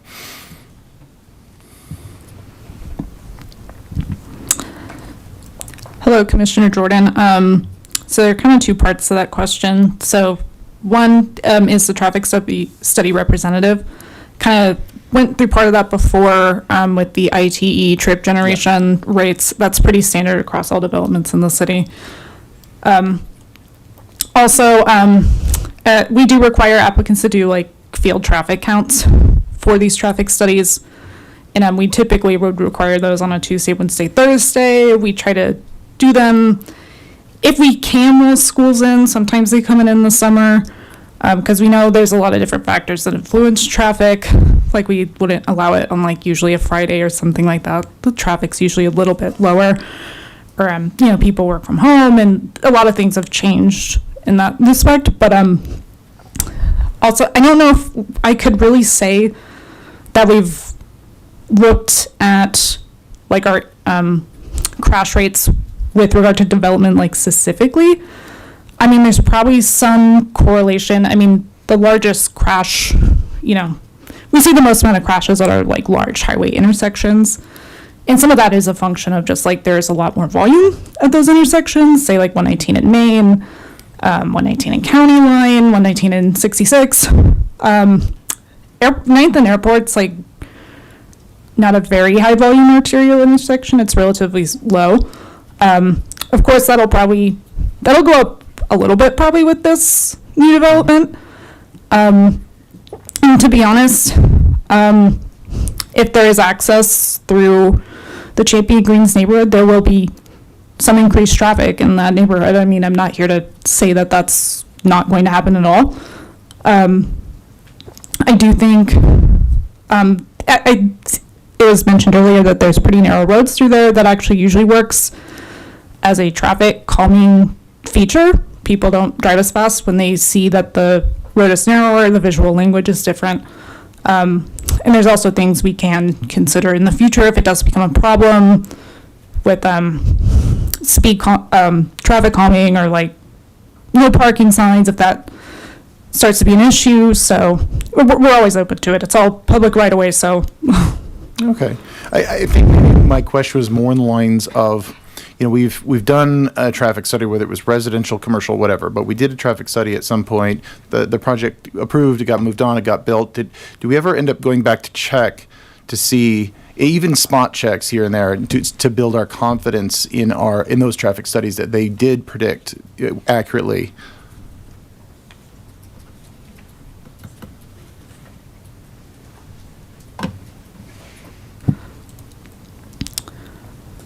I can't provide a specific example of that, no. Okay.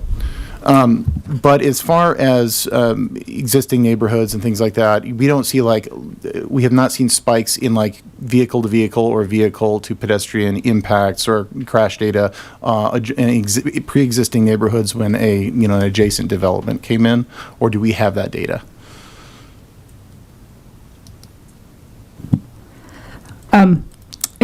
I do have access to quite a bit of crash data. It would probably require me, I guess I don't really look at it through quite that lens of figuring out, there was new development here. Does that mean it increased in this adjacent neighborhood at Harvest Junction? Because we're building there's a lot of new development on Quill Road. I do know that, we have quite a bit of information available out there for crash rates on our Vision Zero page. I don't want to misspeak, but there is, I believe, a crash dashboard map that is up and usable in some form. So if people are curious, they can always look that up. I can also provide that information. So we have it pretty well. I definitely have the information of where our pedestrian and bike crashes are happening. I just don't have it. I'm sorry to spring it on you. I realize that this is a question that might require more research and things like that. So I apologize for springing it on you. It's just I noticed that these types of questions have been kind of a theme. It might be good from a confidence perspective. But on the last subject of traffic that I had, there was a comment about turning radius for fire trucks getting around that roundabout. Was that considered as part of this, or is that a different study? Has it weighed in? Yeah. Well, I will say that I have not seen, there's kind of turning templates that you can kind of lay over existing roadway sections. I don't think I've seen that specifically for a fire truck, but I will say that the fire department does review all our development applications. Okay. So we got Thank you. Our fire representative coming down now. Awesome. Mark Sampson, Assistant Fire Marshal. They can't hear in the back if it's not on. That one? There. Sorry. Commissioner Poland, Mark Sampson, Assistant Fire Marshal, City of Longmont Fire. Sitting in the back when that traffic circle came up, we did pull it up on Zoom and did the measurements. Champion Greens over there has mountable curbs, and so we measured the turning radius, and it did meet our 30/50, which is adopted by fire code. And so if we need more room, we can get up on the sidewalk because it's attached. Thank you. All right, thank you. And I don't know, Josh, this might be for you. I apologize. I know you're all the way back there. This is a question about water. And while you're on the way down, I guess one of the things that came up with community notes and commentary was the characteristics of the St. Vrain itself, specifically the accumulation of silt and things like that. Now, is the St. Vrain higher than it was, or is it just changed paths and delivered silt in different banks? What are the operations we're doing to dredge some of this? Good evening again, Commission. Josh Sherman with Public Works.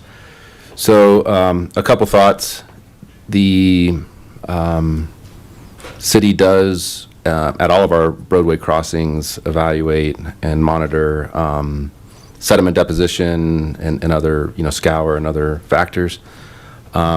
Typically, if we're going to dredge or remove sediment upstream and downstream of the structure, we limit that to about, don't quote me, but 300 feet or so. So we don't go a half mile upstream. We go, a few hundred feet to make sure that, there's no trees growing in that area, that deposition is not occurring. Interestingly enough, further west of Airport Road is actually Boulder County. So that stream is not necessarily in our jurisdiction, whereas once we get east of Airport Road, the majority of that stream is in Longmont. Some of that may still be on private property or, unannexed property, but by and large, it's within our area. What I can say a little bit more too is having worked on the city's Resilient St. Vrain project for a number of years, and as was mentioned, which was accurate, post 2013, there was LiDAR survey of St. Vrain Creek, which represented existing contours post-flood. That information, in addition to, in certain areas, additional boots on the ground survey, was used in the most current floodplain modeling that was updated and adopted in 2024. That represents the revised 100-year floodplain that's shown in this application. So I can't speak specifically. Is there some sediment deposition, up in St. Vrain between here and Lyons? There could be. Yeah. Well, I guess the question being is the evidence of sediment and some dredging indicate that the river is higher than it used to be? I can speak through the area in town where we've done quite a bit of work, and the creek is not higher than it used to be in those areas. All right, thanks. I mean, that was kind of my thought. I know sediment can be pushed around a natural course of river. It can move here and there, but I know flood risk and the water table is a huge concern here. And so I just want to establish, well, are we in more danger than we were in 2013, or is it about the same? I mean, I know we've done a lot of mitigation projects. The city has certainly completed a lot of mitigation projects on St. Vrain Creek. That work and how it's planned and constructed has to start at the downstream and work its way upstream. Started all the way out at Sandstone Ranch near past County Line Road. It's been completed up to South Sunset Street. There's a master plan for work all the way up to Airport Road. Okay. All righty. Thank you. That was all I had, Josh. I appreciate it. You bet, no problem. I guess I'll yield here just a minute. I did want to just throw out a couple thoughts on compatibility as well, and I'm going to kind of echo what Commissioner Jerry said. And about this idea of compatibility, I think there's an issue of the number of living units, the access, the design, all those things, but it doesn't exactly mean exactly the same. And I feel as when that the builder here has, at least in terms of massing and the size of the individual units, the space between them, and I know it is denser, to me it seems that this is not a high-density development. We're not talking 5-story apartments or condos. This to me seems relatively meager compared to some of the other denser areas that we have in the city. And to the point of the unbroken views, I understand that was probably the intent of the original builder, but in the past 30 years, there was opportunity perhaps to buy that plot of land by another developer that wanted to do things similarly, and here we are. I mean, we can't, every time you buy a plot of land, you buy a house and there's undeveloped land next to you, you have to assume it's going to get developed. It's just the way I see it. Thank you. Commissioner Edgley Wells. Thank you, Chair. Caroline. It's still here? Oh, there you are. Hi. Hi, I'm Devin. I don't think I've ever met you. I do have a question just to get a better understanding of the traffic study. So there are numbers provided for 2027 stating that traffic vehicle trips per day are 327. And then, and please correct me if I'm wrong. Okay. And then the year 2043 total traffic, the increase is to 1,000 average daily traffic trips, and that is along 9th and Airport. There is, it looks like an access road to Doral Drive from 9th. So I'm wondering, is that increase in traffic typical for most development studies or traffic studies for developments? So I don't have it in front of me. So I think the 327 is coming from the trip generation table, and that's kind of like a base rate based on the number of dwelling units being proposed. I know for some of the figures of like the total traffic in like short range or long range, they're also factoring in some like background growth, like assuming, actually the applicant's traffic engineer is actually here, can maybe, it might be a little fresher for him how I did it. But yeah, there's like they assume background growth of like X% of growth on Airport Road and X% of growth on 9th Avenue. That's just going to happen regardless of whether or not the development happens. But I can pass it off to Chris McGranahan if he doesn't mind coming up here. Thank you.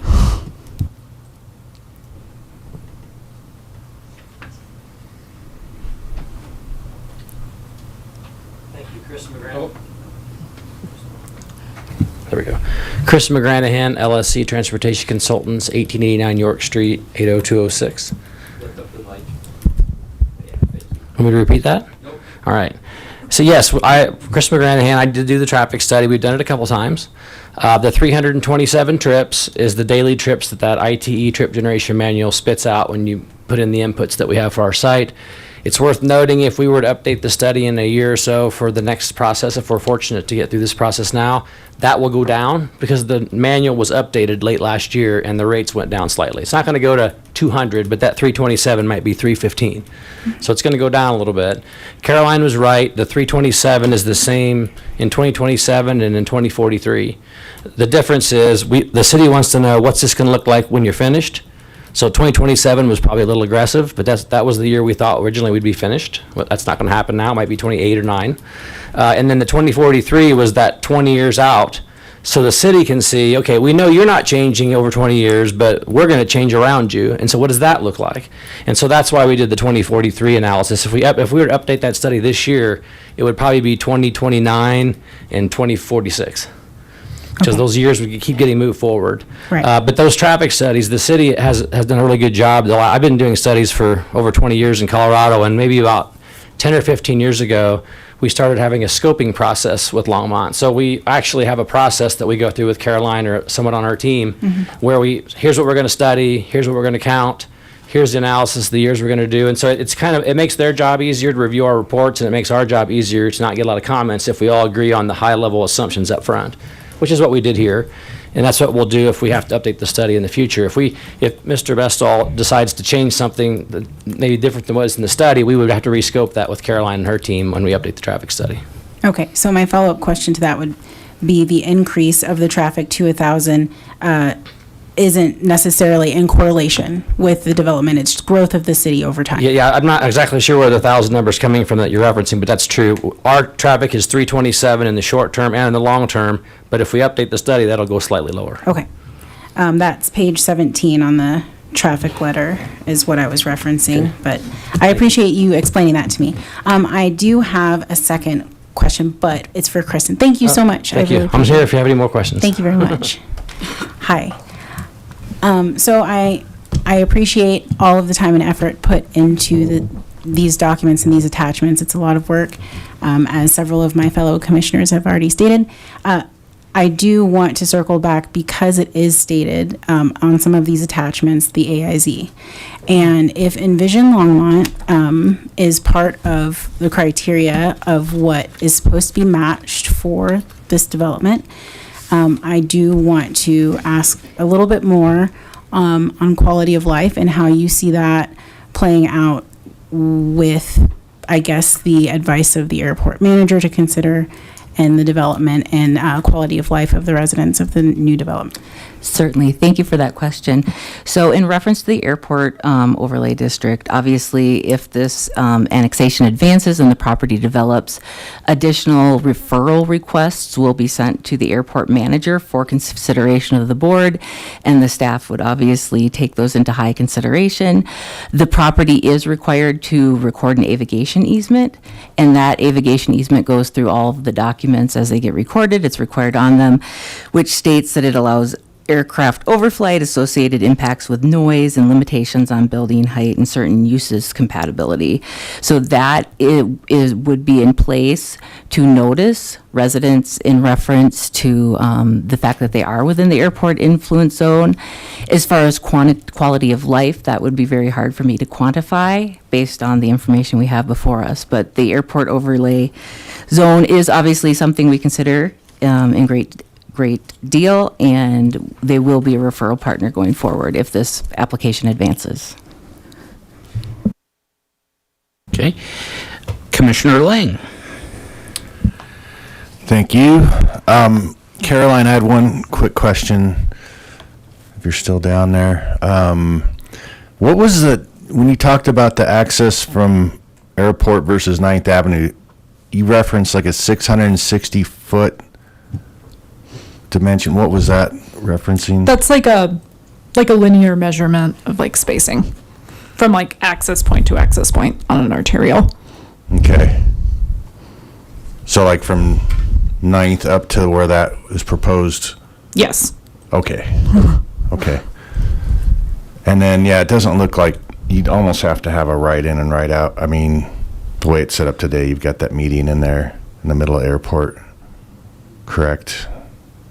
Yeah, I mean, there's like, it's not a like continuous median. Right. Yes, I mean, there is one there. Okay. Okay. Thank you.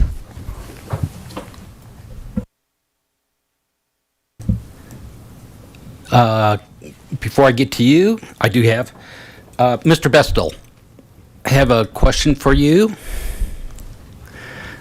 The question is, the buffer that is going to be on your east side, it's 100 foot, you said, from building to building.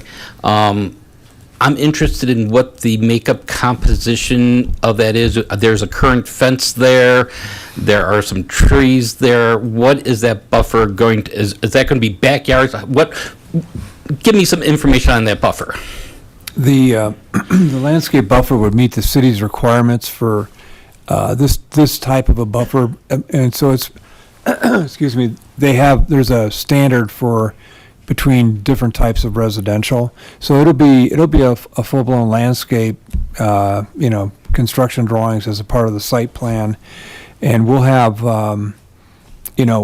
I've been working to try to save some of the trees and the other materials. It just seems like such a waste to take it all down again. But as we go into it, we may need to take even more of the existing trees down. But it would be, a landscape that meets the requirements of the city. And typically, we're into our team does a lot of xeric landscape, where we're trying to do drought tolerant native materials. And so you would have 26 feet of that landscape buffer. You'd have approximately 30 feet of right-of-way for the street, Osprey view, and then you'd get to driveways, and then you'd get to new homes. So then I think they have 15-foot rear yards, if I can remember that. And so approximately, there's a real significant area there, building to building. Okay, thank you. Commissioner Saunders. Oh, thank you, Chair. Okay, are you sure? I don't mind waiting. If he was actually first. I took it off. Oh, you did? Oh, okay. Okay, welcome. Good evening, everyone. Thank you, Chair. I wanted to address the community, the representatives of the residents. If you can't hear me in back, will you do this so that I can see that you can't hear? Okay, perfect. Sometimes we walk away and we can't. I want to make sure that you can hear. I've sat there before and it's hard to hear if you can't get the microphone. So A+ on the research for the residents. It hit a lot of really important issues. I have a lot of notes, so I just want to make sure I'm right there just for 1 second. I also wanted to applaud Planner Coat for all the due diligence in reaching out with the community. It's very important. They are the experts of that experience, and it's really important that we get to hear that, so thank you. Also to the applicant's representative, I forgot your name for a second. Hold on. Mr. Bestal. I like reading the documents that you submit. They are at a high level of professionalism, so thank you. It makes it easier to read and understand the project when they're at that professional level, so appreciate that. And sentiments that Commissioner Boone expressed about that, I also agree with. I wanted to start with Planner Coat, if that's okay, at the beginning of the packet. I have to get to my page, so I have a lot of Post-its. Okay. Nope. I wanted to talk about this note that you have in the very beginning. Where is it?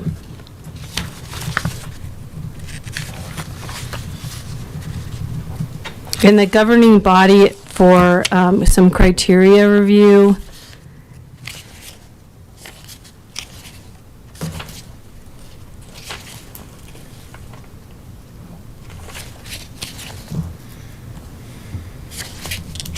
Did I blast past it? It's about the Longmont planning area and coordinated area for the city's urban growth area from the Denver Regulation Council of Governors. Do you know what I'm talking about? Can't find it. I don't know what specific area you're referring to, but I do understand what you're referring to. It seemed like it was the first time that I saw that sort of recommendation, or think that one of the things that we're looking at aside from the comp plan, let me see if I can get the right phrasing, because I wanted to see how it affected this project. I think it's from, and I'm not a planner, but I'm interested in planning. Obviously, that's why I'm here volunteering my time. I think it has to do with Governor Polis's sort of, this is what we're doing with zoning across the entire state. That's what I think that it has to do with. I'm just trying to find the right word for you because I wanted to see. Just bear with me. Oh, alignment with the Envision plan. I skipped over it. I have a note. The Longmont plan, it's the second paragraph under 5, alignment with the Envision plan. It's page 10 of 20. I'm just going to read it while you're looking for it. So the Longmont planning area and the coordinated planning area comprise the city's urban growth area, or UGA, as defined in the Denver Regional Council of Governments Metro Vision Plan, the municipal service area, the Longmont planning area, and the coordinated planning area also comprise the city's 3-mile area plan as referenced in the Colorado Revised Statute 3112-105E. The future land use plan guides how land within the Longmont planning area is intended to develop over time. It provides a policy framework for future zoning and development decisions with final land use boundaries and zoning established through the development review process. Is this kind of a new, and we're trying to see how it's... What I can say about the city's 3-mile plan is it's incorporated within the Envision Longmont Comprehensive Plan, which defines the municipal service area, planning area, and coordinated planning area. The approach has been accepted as compliant by state statute. The subject property is located within that area. Higher level detail about how that policy framework was brought forward is probably questions better addressed to our legal counsel. Yay! Mr. Terrell, can you please address this for me and how it affects the home rule? Like, because we have total control, apparently, what I have heard from other council conversations, that as home rule, we have total control of local issues, and our laws beat, if you will, because I'm also not a lawyer, beat state's law in regards to this, whatever that long thing was. Good evening, members of the commission. Jeremy Terrell, Senior Assistant City Attorney. Commissioner Saunders, excellent questions. I'd love to give a lecture on home rule, but sparing everyone the lecture on home rule, the quick two-sentence summary. So as a home rule municipality, the city of Longmont has supreme jurisdiction over local issues. The state of Colorado maintains its position on statewide issues of statewide concern. And there's a whole framework for mixed local statewide issues that I'm not going to get into because it doesn't matter for this conversation. But annexation and the ability to annex property into a home rule municipality is actually an issue of statewide concern. So the Municipal Annexation Act of 19-something I'll take that. is what requires our 3-mile plan. So all the reference to 3-mile plan is something that we have. It's been in the statute for decades. probably since the 70s, I have to imagine. So it's not something new. Our 3 Mile Plan, as Kristen pointed out, is a combination of Envision Longmont, the IGAs with Boulder County and Weld County, and then our general other document that I'm forgetting the name of. But we have a 3 Mile Plan. It's a requirement of the Annexation Act, and that's something that City Council has to consider if it decides to annex the property. So like on the resolution and annexation ordinances for City Council, City Council will have to find that it meets the Annexation Act requirements, which includes compliance with our 3 Mile Plan. Can you summarize that 3 Mile Plan in a brief few words? It's mostly in response to the city and county of Denver, who at one point was taking a lot of land around it. And more or less, we can't extend our boundary more than 3 miles in any given year. And we have to have cooperation agreements and planning documents to kind of create a framework by which we grow as a city. So it was passed because the city and county of Denver kept on taking additional land. City and County of Denver has a whole other framework and coalition of local governments that have to prove any annexations there, just because they're so powerful as a home rule city and county. The city of Longmont doesn't have all those requirements. We just have to have collaboration with our neighboring counties that we pull land from, which we do regularly have intergovernmental agreements with Boulder and Weld County concerning annexation of property.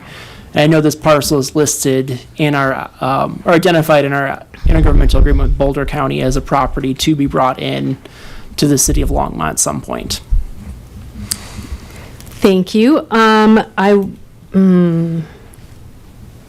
if I could stick with you for a second. I just have another legal question. Sure. Not on. With concept plan for annexations, is that considered a stronger legal document than other concept plans in other major developments or applications? No, they would be all the same. I'm wondering, because it's going to get to zoning here in a second. And so once it's been decided density on a concept plan for an annexation, where a lot of these other components are still TBD, right? When we get to site plan and traffic and grading and drainage. I'm wondering so you're not saying there's any difference as far as legally for a negotiation with the annexation, the concept plan does not carry any extra weight? Not any extra weight compared to any other concept plan. Perfect. So the concept plan annexation is the same as a concept plan approved or modified or amended after annexation. Any future development of the property has to meet the concept plan. Concept plans of annexation are slightly different just in the sense that we have to establish zoning. Yes. At the time of annexation, and that's a requirement of the Municipal Annexation Act. Yes. Great. Oh, I think I might be done with legal. Thank you so much. I'm here if you have any more. It might come about. You don't know. Could I go over to Kristen again? RQ? The proposed project has been sort of vetted through our city processes at this capacity of 9.9 dwelling units, right? To test and see if utilities, if water, if sanitary can handle 9.9 units. That is correct. Okay, and so they're not going, oh, well, they're testing out the 18, even though mixed neighborhood can go 18. So yes, essentially, the concept plan establishes the framework for the zone, and the concept plan also has to be in compliance with the zoning district that they're proposing. They would look at the fact that can the city provide services at a high level. Keep in mind, more detailed studies will provide additional information which could change the Yes. density considered by the developer. So that is the reasoning for the range. So high level, conceptually, can this be developed as an RMN property is what annexation concept plan is looking at. And additional studies could show the developer different things that would change their unit count. But if they were to to ask for more than what's allowed on the concept plan, they would have to come back before Planning Commission to request a concept plan amendment. You just answered my question right there, right? And so that's what I'm getting at with the concept plan. So they're locked in right now. If this agreement's going forward, they're locked in at that range. If the concept plan is approved, yes, that would be what we would Okay. use to develop the property further. Okay. Thank you so much. You're welcome. Do you mind if I keep going just a little bit? Okay. I'm sorry, Mr. Bestel. Bestal. My apologies. You have a tough one when you have to read everybody's names. I applaud your effort. You too much. Bestal. Thank you for coming back down. We all need to get our steps in, right? Sitting's the new smoking, I heard. Okay. So I wanted to ask you just a couple of questions, please. Do you have a target buyer for this proposal?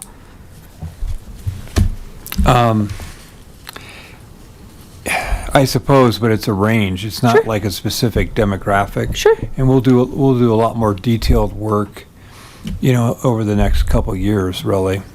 But, I can see it being older. I can also see it being younger. Older I can see it- population. I'm sorry.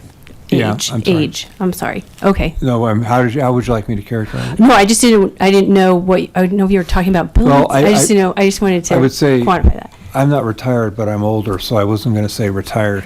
Right. But anyway. It's a tricky word. I hear you. Yeah, so I think, but I can also see it being, professionals and quite a range in that, they're still working. And I can see quite a range in terms of the age grouping there. But, it's a property, I think, that can have appeal for, a range in the demographics. Well, I appreciate you sort of noticing into our sentiments earlier, the cultural compatibility between this proposed development and what's existing. Right. Okay. And the 35 feet height is because of groundwater? And so no basements? No, 35 feet is what's allowed Yes. in RMN. Okay. And I think a lot of times you might have, for example, just a 2-floor home, but but it allows you to get much more creative with pitched roofs, for example. Sure. So, depending on the product and the type of design, I see that more happening. Or you could have a 2.5 floor with a loft, or things like that are possible. And I thought at first when I saw it was because of the airport overlay, and I thought that 4 stories was the max in an airport overlay. Yeah. Okay. 35 feet, I think, is a better standard to use than floors. Okay. Or stories. Fair enough. I wanted to talk just for 1 second about the different concept plans and the affordability component. Oh, no, I don't actually, because Commissioner Boone already found that answer out for me about instead of fee in lieu, the building offsite. Also, high five. Thank you. I think my last question for you, if I may, do you have a date of the start of the review? This might be for Kristen instead. So when you're tracking development, right, it's the start date of when your paperwork is in, or do you have that date? Could I bother you for that, please? It kind of depends on whether the planning commission approves this, and then the council approves it, and then how we get organized to submit our more detailed plans in the final plat. So, I can, if we're fortunate, we move right along, I could see us maybe in construction in 1 3/4 years. Okay, I'm sorry, that was not what I meant by my Oh, question I is beg your timeline. That's totally fine. we have in our project description on August 23rd, 2022, the Longmont City Council considered an annexation referral request to the subject property and voted to authorize blah, blah, blah, blah. What is the start date that we're going with for any rules and regulations that would have to, this proposal would have to comply by? Thank you for that question. So looking in our Acela database, it looks like the document status for the first submittal of this application was 2/10 of 2023. And it's been in review since that time. I believe we've done 4 rounds of review, or perhaps 5 on this set. So that would be when the review started on this property, 2/10 of 2023. Okay, thank you so much. Appreciate the questions. I might have just a couple more. Actually, Kristen, if you don't mind, I saw the people that are involved. I really like this new format. If we can look at like what department is doing it.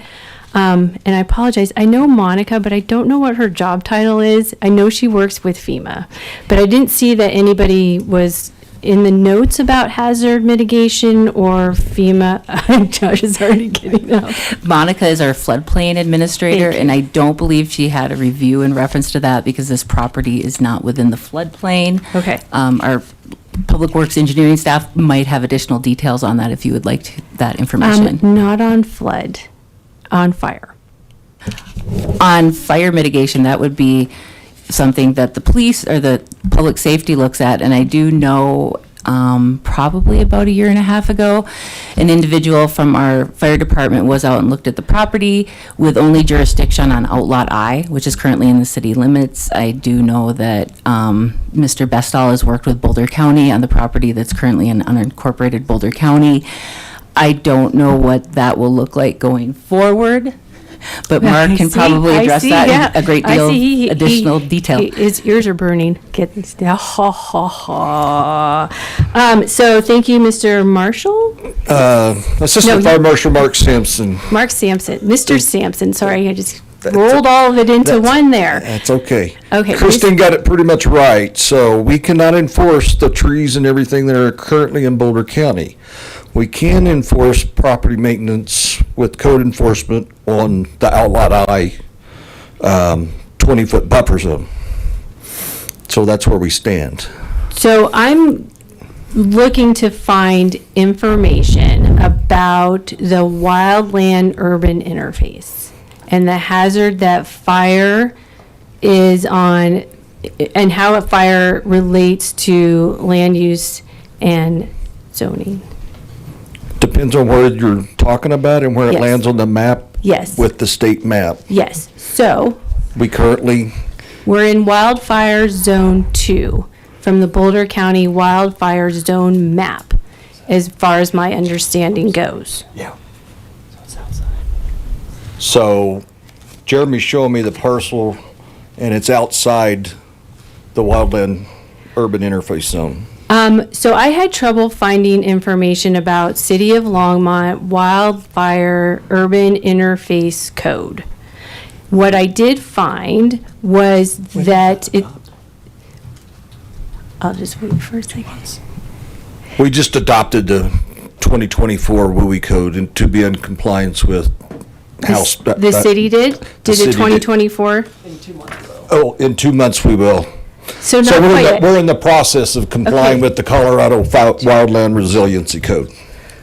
That's- Okay, this is sort of where my state and who's in charge and whatnot, because being that I was on Parks and Recreation Board during 2013, I just got in and we're doing the master plan, and then that flood happens.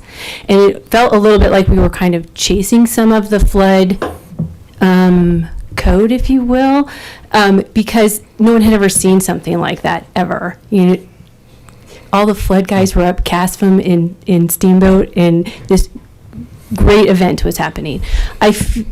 am starting to get the impression that wildfire is sort of following suit with flood as far as sort of keeping up with the code and regulations. So what I was trying to find wildfire interface, right? What I found was that we had to comply with state and we had to comply with FEMA, which is federal, and come down to state. And then Boulder County was the spot I landed to find any of this information as it relates to the city of Longmont. Is there a different document that I should be looking at then? Because right now, the dates that, if the start date is 2022 for this project, the new wildland, they really need a better short for this, because WUI is kind of. The WUI code? Yes, thank you. Is since it's not enacted yet, right? So it's not going to have any impact on the annexation currently. Currently, no. Correct. According to Assistant City Attorney, Right. 2 months will. I know. I know land development is just like this. Isn't it fun for everyone? Take a picture at what time we're at. Okay, so that's coming in, you think August, perhaps? The proposal? No, it should come in June. I think the state law requires it be adopted by June 1. And council is set to take it up on first reading April 28th. Not to give Councilor Popkin a heads up. It's a public meeting. The secret's out. April 28th is the scheduled day for first reading, and then approximately 30 days thereafter Okay. for the second reading. Okay. But based on the WUI map contemplated for the city of Longmont, this property is not in the wildland urban interface zones. For that code that's not yet has not yet been adopted by council. Correct. So maybe, but maybe not. Because we don't know, because city council is going to look at it, and they may have notes, they may want to change things. We can't really apply it before it's happened. Correct. Okay. But going back to my home rule concern, the state has found that wildfires are an issue of statewide concern. They're moderately to high concern Boulder County assessment through their 600 pages of mitigation. For this parcel? So, again, I did not have any code to look at for City of Longmont, so I went through Boulder County as the guiding jurisdiction for wildlife urban interface. Okay, so Boulder County is divided into 2 wildfire zones. 1, which is the mountains, forest portion of Boulder County, and 2, which is the plains, grasslands of Boulder County. You may view Boulder County wildfire zone map if you like, and City of Longmont is in Zone 2. Because in response to the many wildfire events in the history of Boulder County, the Boulder County Code has adopted comprehensive ignition-resistant construction requirements in Wildfire Zone 1. Wildfire Zone 2 has historically had relatively few fire events that have resulted in widespread structure loss. Okay, so now, this is where I'm coming from. So my parents are 80 years old. I grew up in Boulder County. My parents were right next to the Marshall Fire, and they were impacted with the flood. I have a lot of concerns about this being compatible for this zoning. So we're going to let the fire code sit for just a second, because that's sort of new information. So I just need to percolate it through. Just understand that I'm using the Boulder County information. So if you guys want to look at that too and see how maybe, what? I had to retract what I said. So I forgot the WUI code actually already went into effect. The WUI code went into effect 10 days after March 24th. So just recently. March 24th. So it does apply, but only for City of Longmont properties, which this parcel is not. Correct. But the Boulder County regulations do not apply to the City of Longmont. But they do apply to Boulder County, which this is in Boulder County. If the property were to come into be developed in Boulder County, then yes, they would apply. But that's not happened yet. Correct. Right. We're still talking about issues of what it is right now, current issues. Which we can enforce. That's fine. I don't need you to enforce anything. I'm just making sure. That's Yep. fine. Sorry. That's not to my thing Okay. yet. That's not to my thing yet. I'll turn it back to Mark. Okay. This is a little bit of a pause, and I've been talking a little bit. May I continue, or would you like me to relinquish? Please continue. Okay, thank you so much. Okay, So in our code, we have wildfire is under disaster, right? Occurrence of wildfire is considered a disaster. And I'm not totally sure the difference between hazard and disaster, but I think that a hazard might lead to the disaster. So wildfire, I'm considering it a hazard, and that's why I was trying to get to Monica, because she does the FEMA maps and all the rules and regulations of that. Because the annexation that we are asked to assess, hang on one second, is about the zoning. So I hear all the concerns about traffic and drainage, but I feel that is a little bit further down in the details. I don't agree with, I'm dissenting about the proposed zoning of RMN for a few reasons. The RMN historically, because it was single family, and Kristen, can you tell me what the max density was for single family? I believe RSF is 1 to 8 units per acre. Okay, so 8 is the max on that. And so in 97 or whenever, that was zoned, the green, Champion Green, in their PUD was zoned single family, and the max they could have had is 8. So in compatibility with mixed neighborhood coming in at, 6 to 18, that does not seem compatible to me. If this were something that I did feel met the criteria of being annexed into the city, I would recommend that the standard for compatibility be applied to what it was when it was built, be applied to the neighboring communities of what it was built before it is how it is now. So it would be like a percentage. So like, since it's maxed at 8% originally, like, okay, so now that it's residential neighborhood and it can go up to 18, well, that is not compatible to also the single family above. I don't see any other mixed neighborhood around there. It sort of seems like it's a little bit isolated, Champion Greens. And so and I'm not trying to like second guess Envision. I was on the committee when I was on PRAB and went through all of that process. It's a huge process, and it's really hard to gauge the comprehensive plan for future stuff when stuff is happening. And a comprehensive plan takes many, many years and many documents to put together.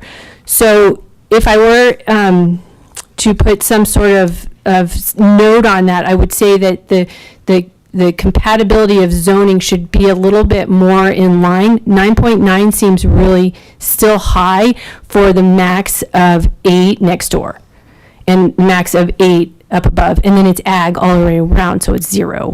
So 9 still seems kind of high for me. However, I don't think that this project meets the criteria for annexation with that zoning. I bet you want to know why. Okay.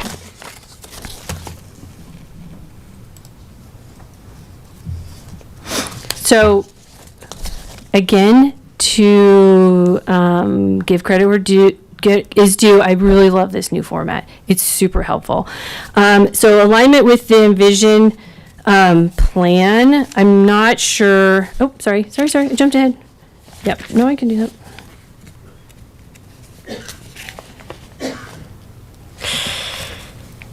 Okay, I'll circle back to that. So review criteria analysis, 7, review criteria analysis, section 150205. Review criteria for all application types. This is our first major code criteria to put this annexation, which is, can we bring this property in and attach to all the city services, but at this zone density or this district. So that says the code section 1502055, the application is consistent with the comprehensive plan and the purpose of the code and zoning district, conforms to any previously approved concept plan, preliminary plat, or PUD overall development plan, and complies with all applicable statutes, codes, ordinance, and regulation. So I'm hanging my hat on regulations. I do not feel that this proposal meets that criteria. I do not see any FEMA for the wildfire urban interface, and I do not see any evidence to support the FAA information. These two regulations are critically important, and so I don't feel that this application for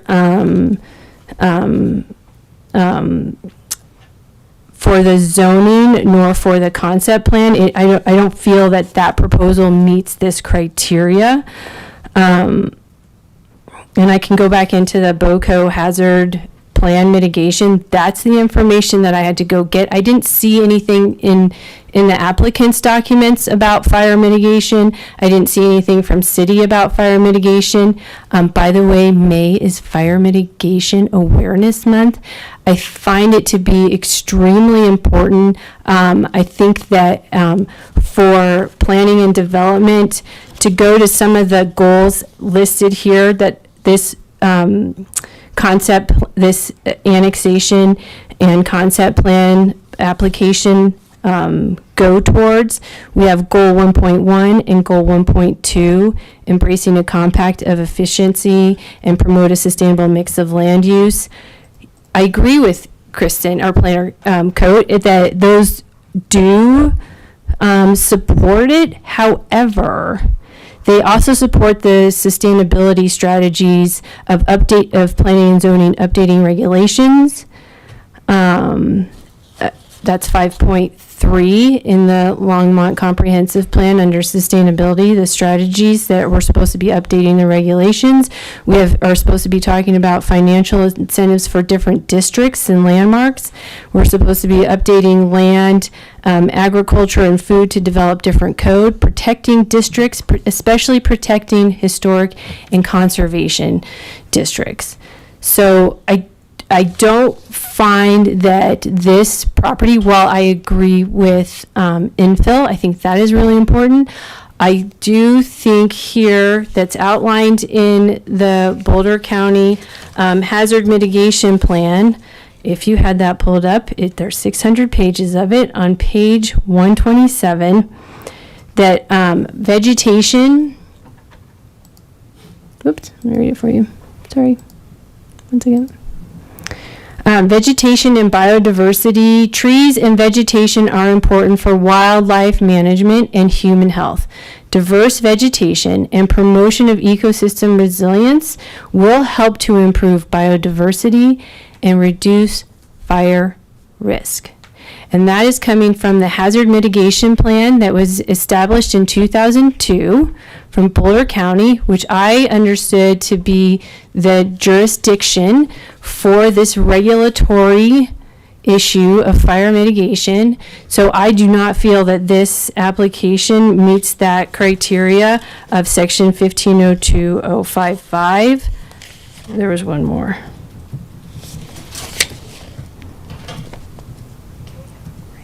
Yeah, I want to have a break too. I just have one more thing and I'm going to let it go. Thank you so much.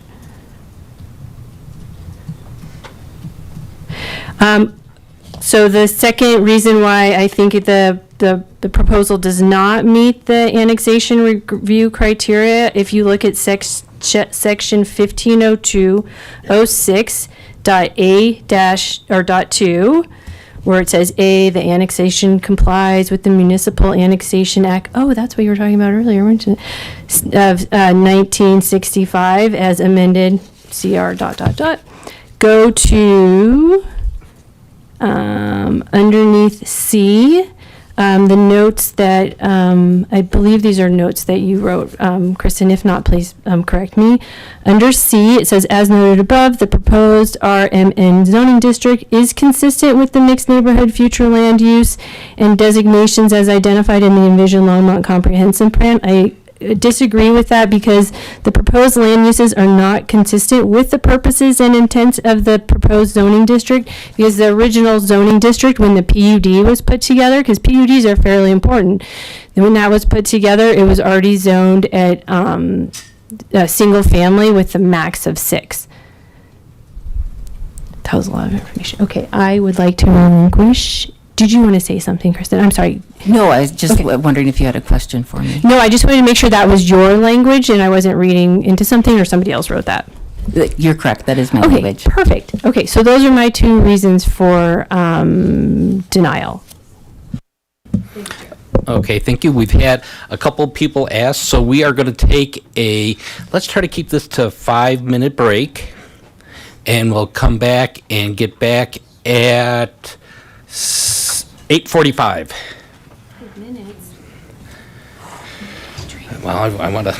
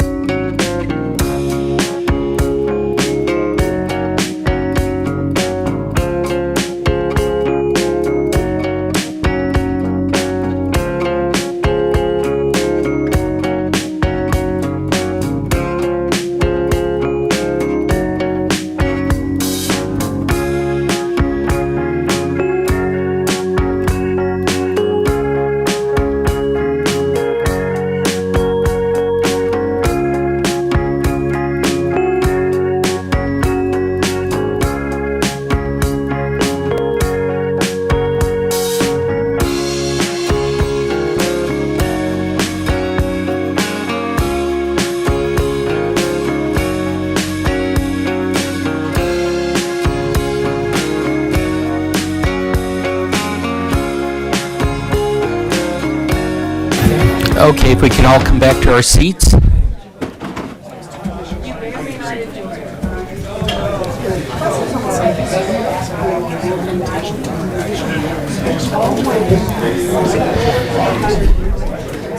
If we all can come back to our seats. I will.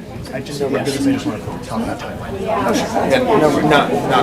No, but I don't. My constraints, your constraints. So that's all I want to understand.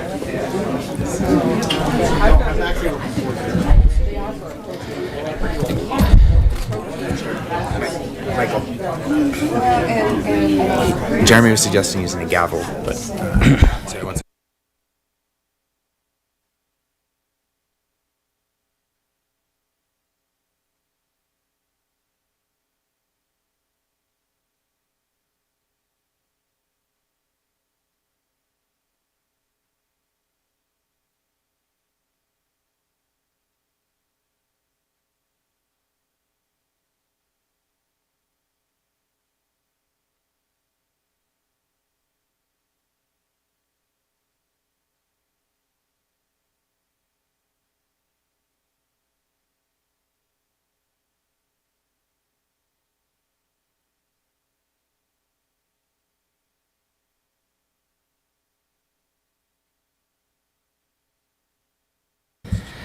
Okay, we're getting ready to get back to here. We're back to our comments, questions. I will say this, I've gone through looked over the requirements. I actually have a different opinion. I do feel that this was changed, the zoning was set to residential mixed use, and that is in Envision Longmont. They are asking to meet what's in Envision Longmont. I'm not going to try to change what's in Envision Longmont here. I do agree that at some point Envision Longmont set that, and that's what we are asked to meet.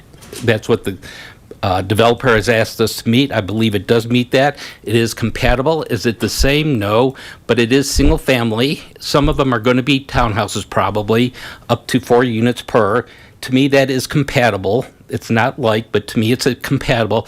Also with the fact that this is going to be on the west side of the development up against Airport Road, which to me is kind of a major road. It makes sense to have higher density. If you're going to do higher density in that area, it would be up against Airport Road. So I do feel that it does meet that. Looking to see if there's anybody else who has other opinions. Commissioner Jordan. Minor clarification, and this could be maybe for you, Jeremy. I know that the airport manager note has come up a couple times, and it was specifically saying not because there's going to be a plane crashing into it or anything like that. It was to reduce the likelihood that someone moves in there and litigates against the city due to noise. And I guess I would like to understand how prevalent that has been for the city. Has that been a big problem for the city with other people who have moved in and near Vance Brand? Good evening, Commissioner Jordan. Great question. I'm not aware of any lawsuits threatened past lawsuits against the city on that issue. There are lawsuits concerning Rocky Mountain Airport on a similar issue, but the city of Longmont has not been named in such a lawsuit to my knowledge. And we do have as Kristen mentioned, we do have an navigation easement and a disclosure required under our code to all future owners, including tenants, notify them in advance that you're near an airport, you're going to hear airplanes. And what is that boundary that is you're either near an airport or not legally? Like, what is that? What do we call that boundary? I wouldn't say necessarily legally, but the FAA has given us guidance on what they consider to be the airport influence overlay zone. Okay. And so there's actually a separate within 1504 or whatever our zoning ordinance is. Yeah. In our zoning ordinance, we actually have a separate overlay zone that anything within this kind of oval shape has to have these avigation easements and be aware of noise issues. And this one guess- falls in it. So the question I would have, and maybe this might be for you, Jeremy, or you, Kristen, within that oval shape, approximately how many dwelling units do we have in the city of Longmont? It's massive. Is it over 1,000? Yes. So this would be, I'm thinking 44 divided by 1,000, it might be less percentage. We're talking less than 1%, less than 0.5% likelihood increase of potential litigation, of which we haven't seen any. Correct. All right, that's all my question. Commissioner Lang. Thank you, Chair. To Commissioner Saunders' point, Jeremy, how does that work? Okay, so Champions Green was zoned single family. They changed the zoning, went to mixed. This parcel is not in the city right now. This is what this meeting's about, is annexing the end of the city. So it's like a chicken or egg thing. How does that work with zoning? I mean, can we suggest a zoning for this parcel as part of the annexation? Does it get annexed first and then the city decides on zoning? What is that? What's a precedent for that? So, Commissioner Lang, annexation is a purely voluntary act by the city of Longmont. We can never be compelled to annex any property into the city of Longmont limits under our state law. What we do in terms of identifying a proper zoning for a parcel under consideration is we look at Envision Longmont, which is our comprehensive plan, which includes all the areas of the city of Longmont that are already in the city, along with the areas that we anticipate coming to the city at some point, based on those intergovernmental agreements with Boulder and Weld County that I previously mentioned. And so when Envision was adopted, it included a rezoning of the Champion Green subdivision from the PUD to whatever it is now, RMN. And then the parcel under consideration tonight was identified as coming in as a mixed neighborhood at that time. So that's what the city considered when Envision was adopted. Certainly we could, the city has all options available to it. So we could decide we don't want to annex the parcel at all, and then it won't come to the city. We could annex it under conditions, so we could require additional buffers, things like that, put height limitations on it, and the city could certainly put a more restrictive zoning on it. The city is empowered to put residential single family on it, the caveat being that the applicant owner doesn't have to take that. They can say, fine, I'll just stay in the county. I don't want to come into the city. So we can put any conditions we want on an annexation, but it's two ways. We can't compel this property owner to come into the city, but we can certainly put whatever conditions we want, but the property owner could reject them.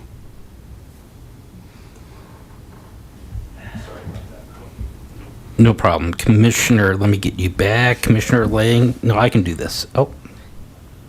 Mic on. So that brings up a question. If it doesn't get annexed, would you still develop on county property?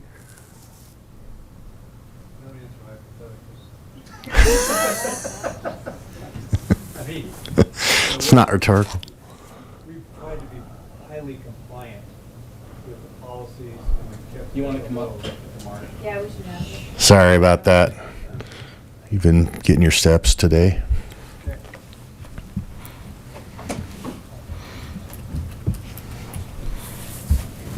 No, we're really interested in developing this parcel.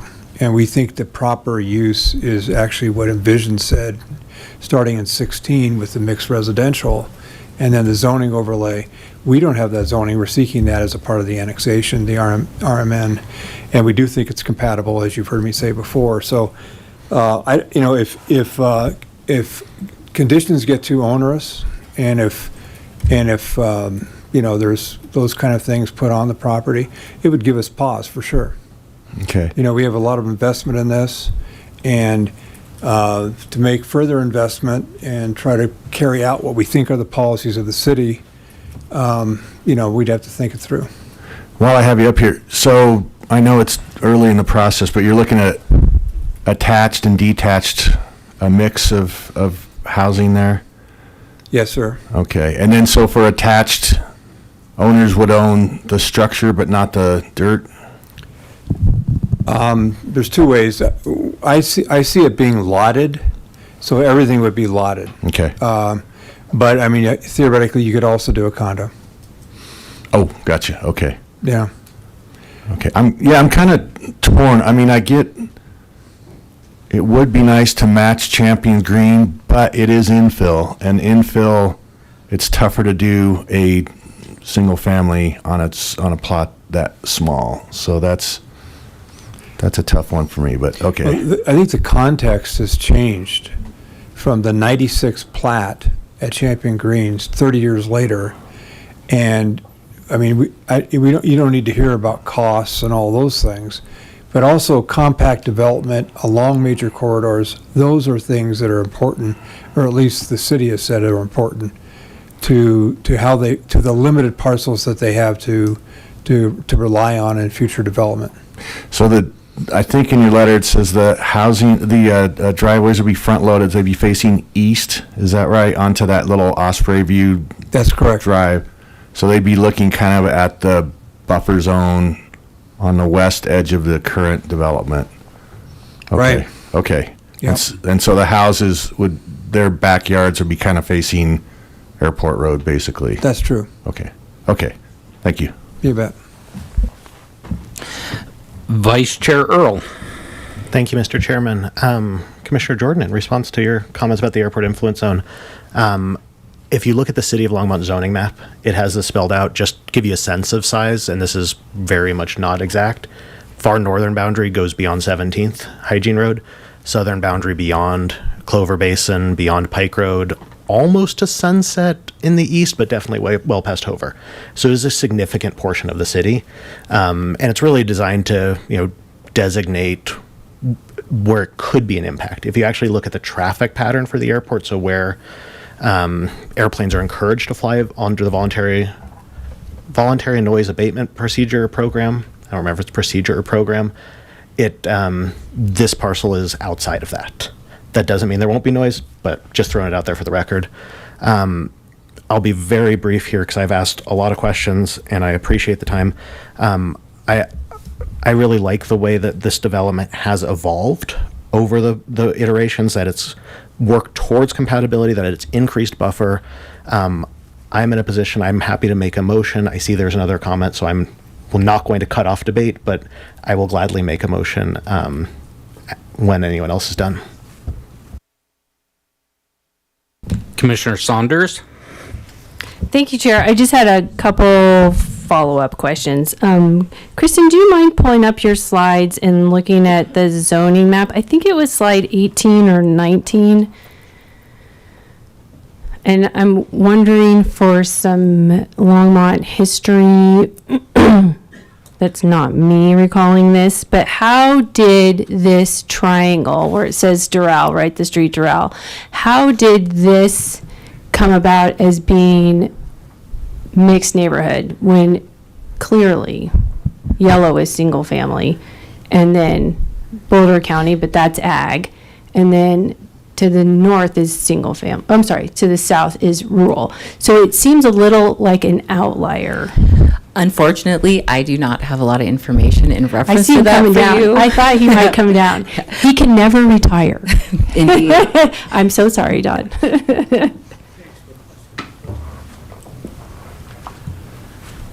Just for the record, I can retire, but I'm not planning for a little bit longer. Don Burchett, Planning Manager, City of Longmont.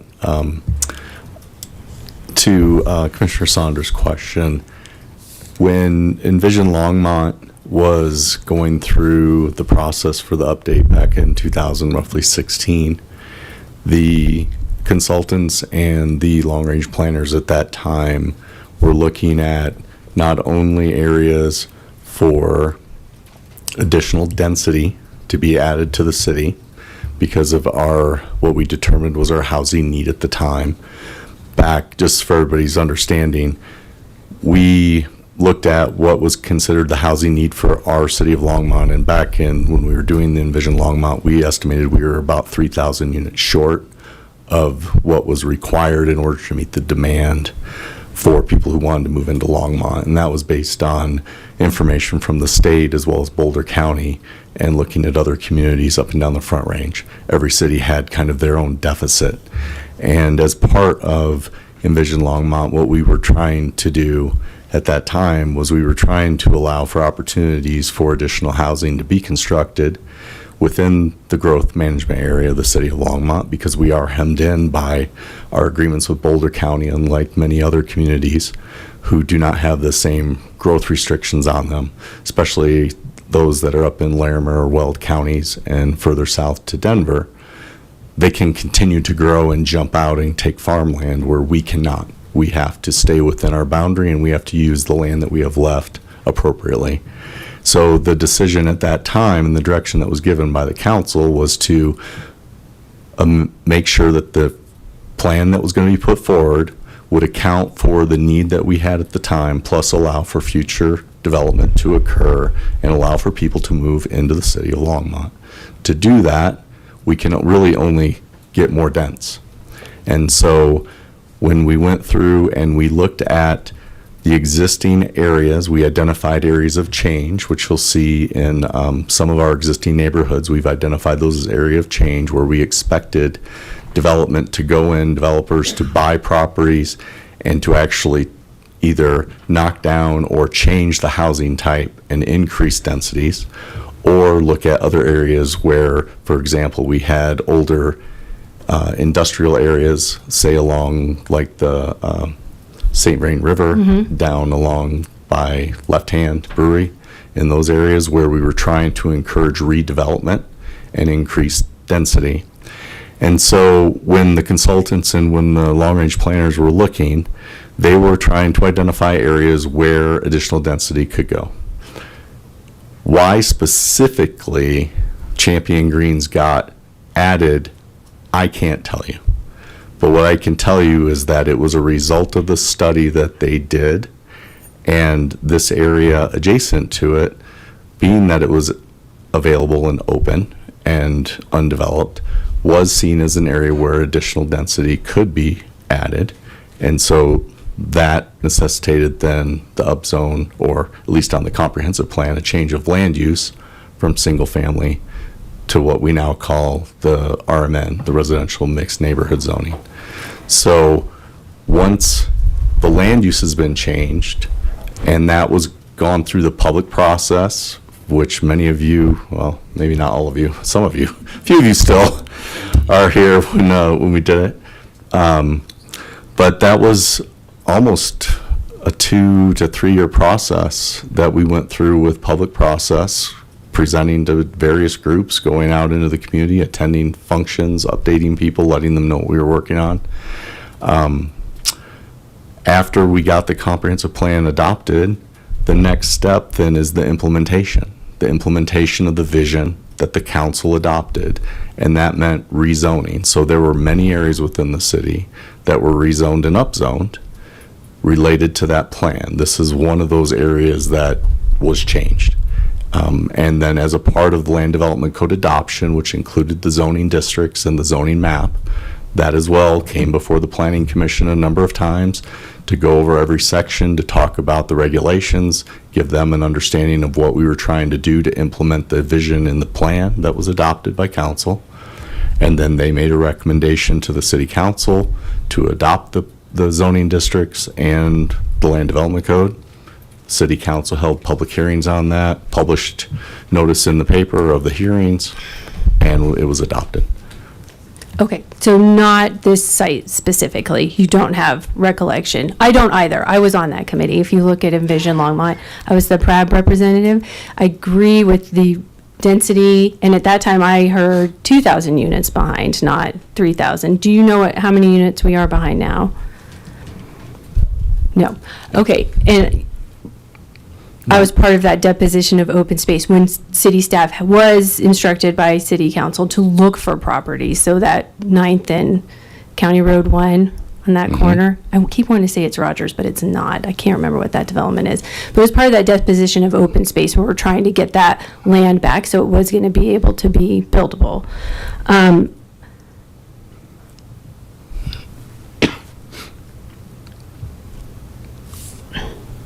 Okay, I don't have any, since we don't know why this was called out, except for those sort of overall, and it is long, it is a 2 to 3 year process, and it's a lot of information, and it is trying to help Longmont grow appropriately. So agree with all those things, walkability and all those things. I was just trying to see if you maybe had in your recollection of any of those conversations, because it does kind of stick out a little bit. If I may, during the break, the Assistant Chief Marshal, Mr.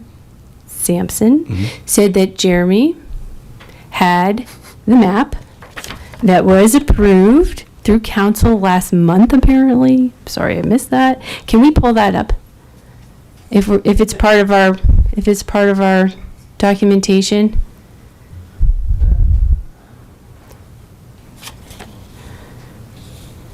Yeah. Maybe. Mark and I realize it's not on the website yet. So, I also noticed that. yeah, that's a lot to type in, though. Let me.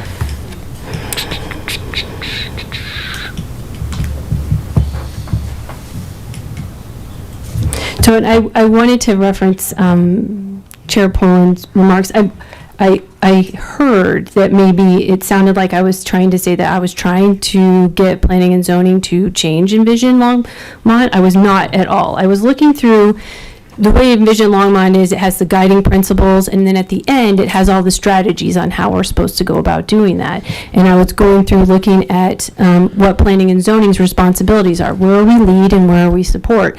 And those other guiding documents or other strategies related to the 1.1 for, goals and policies for a sustainable and resilient built environment. So I was referencing, if we're going to use those goals, embrace a compact and efficient pattern of growth, how are we doing that sustainably? And so that's why I was matching up that goal 1.1 with those strategic call outs at the end of the Envision Longmont. And so we have the strategies in which to build the environment sustainably, infill, build up, using those sustainable markers of the different districts. Okay. 1 second, let me orient. Can you put the little mouse on our property? Yes. Oops. Okay. Is it just this? So Here it is. Okay. You can see Champion Green in Doral. listed in the Doral Drive, and so the parcel will be that parcel to the left. Perfect. And So, anything not colored is not in the wildland urban interface zone. but yellow is something. Yellow is something. So across the street on the other side of airport, it is a moderate intensity zone 2. Yes. So if the property was built there, there'd be additional restrictions, but there's no restrictions on this parcel. But it's close. And it's close enough for my comfort because I did see how quickly the Marshall Fire went. I will very say quickly, and this is all. Look, it's irrigated now in this picture. What I want to caution against, I don't know what the water rights are on these agricultural properties. If they're junior water rights and we're in a drought and those water rights get sucked up by, I don't know, at this point, May, then these are not going to be irrigated any longer. And these short grass, smaller things, I don't know what's on here, I just have to assume, can go very quickly. And then without this buffer here anymore, then the Champion Greens becomes at risk. And my problem is there are no regulatory documents to fire mitigation or to the FAA overlay to support this annexation. There has to be some feedback from them, from the FAA. It's a federally regulated area. So the fact that they didn't respond to us isn't quite enough for it to pass mustard in that criteria for me.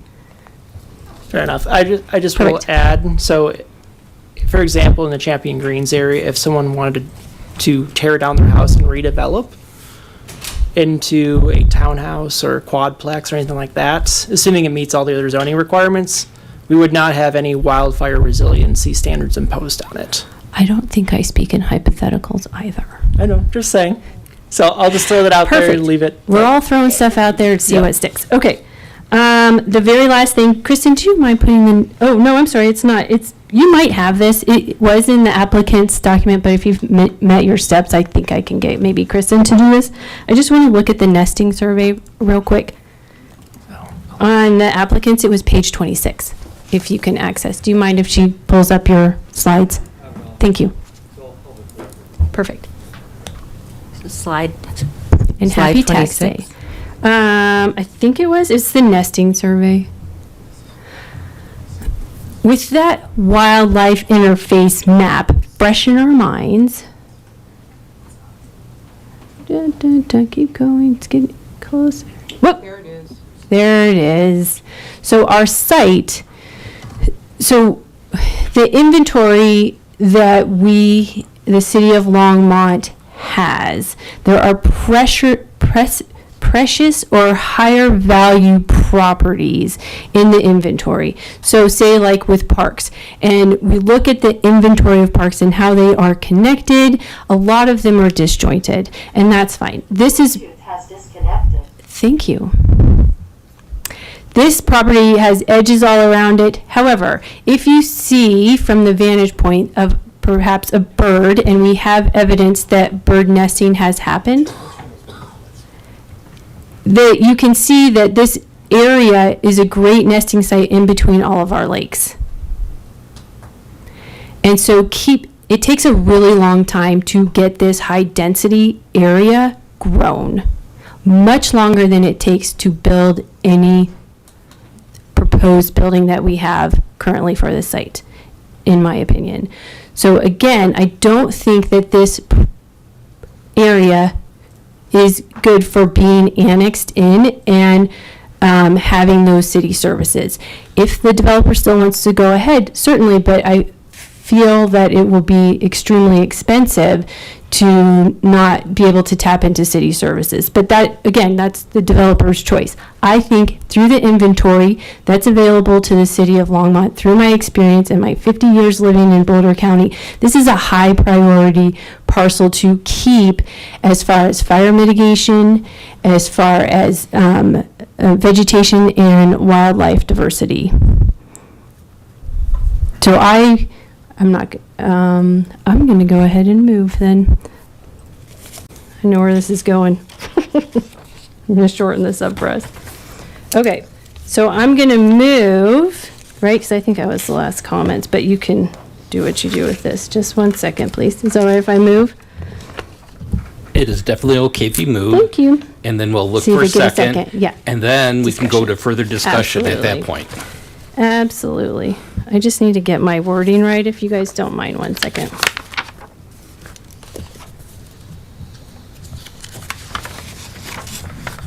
Okay. So I move to recommend, because we're just recommending, remember, city council's the one that has to approve this. I move to recommend denial of the 8513 St. Vrain Road annexation and concept plan based on the findings that I did not find that the application does not comply with the review criteria of the aforementioned regulations and the standards of the land development as mentioned, missing the FAA reply from any airport, any entity at all. I did not see that in the documents. And for wildlife urban interface mitigation. We have a motion. Do we have a second?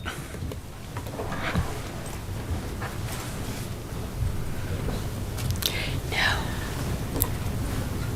We do not have a, commission. No, I was going to make another motion. Okay. So you have to get the no first. Yeah. Yeah. We have a motion, and there was no second, so the motion fails. Go on for further comment, questions, or Vice Chair Earl.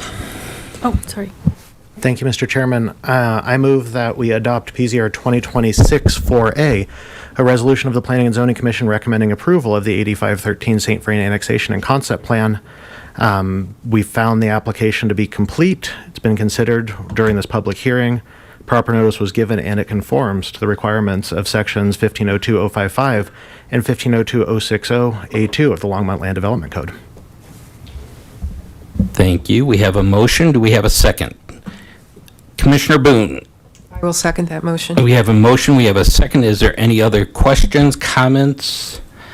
I will say that I also find that the review criteria analysis, 1502.055, sections A, B, C, D, E, and F have been met. Also, section 1502.060, A.2 for annexation review criteria, A, B, C, D, E, F, and G have been met. And that's why I will go ahead and I will be in favor of this. Commissioner Edgley Wells. Thank you, Chair. I have a comment to make. So it's not that I am not in favor of development. I have concern over liability.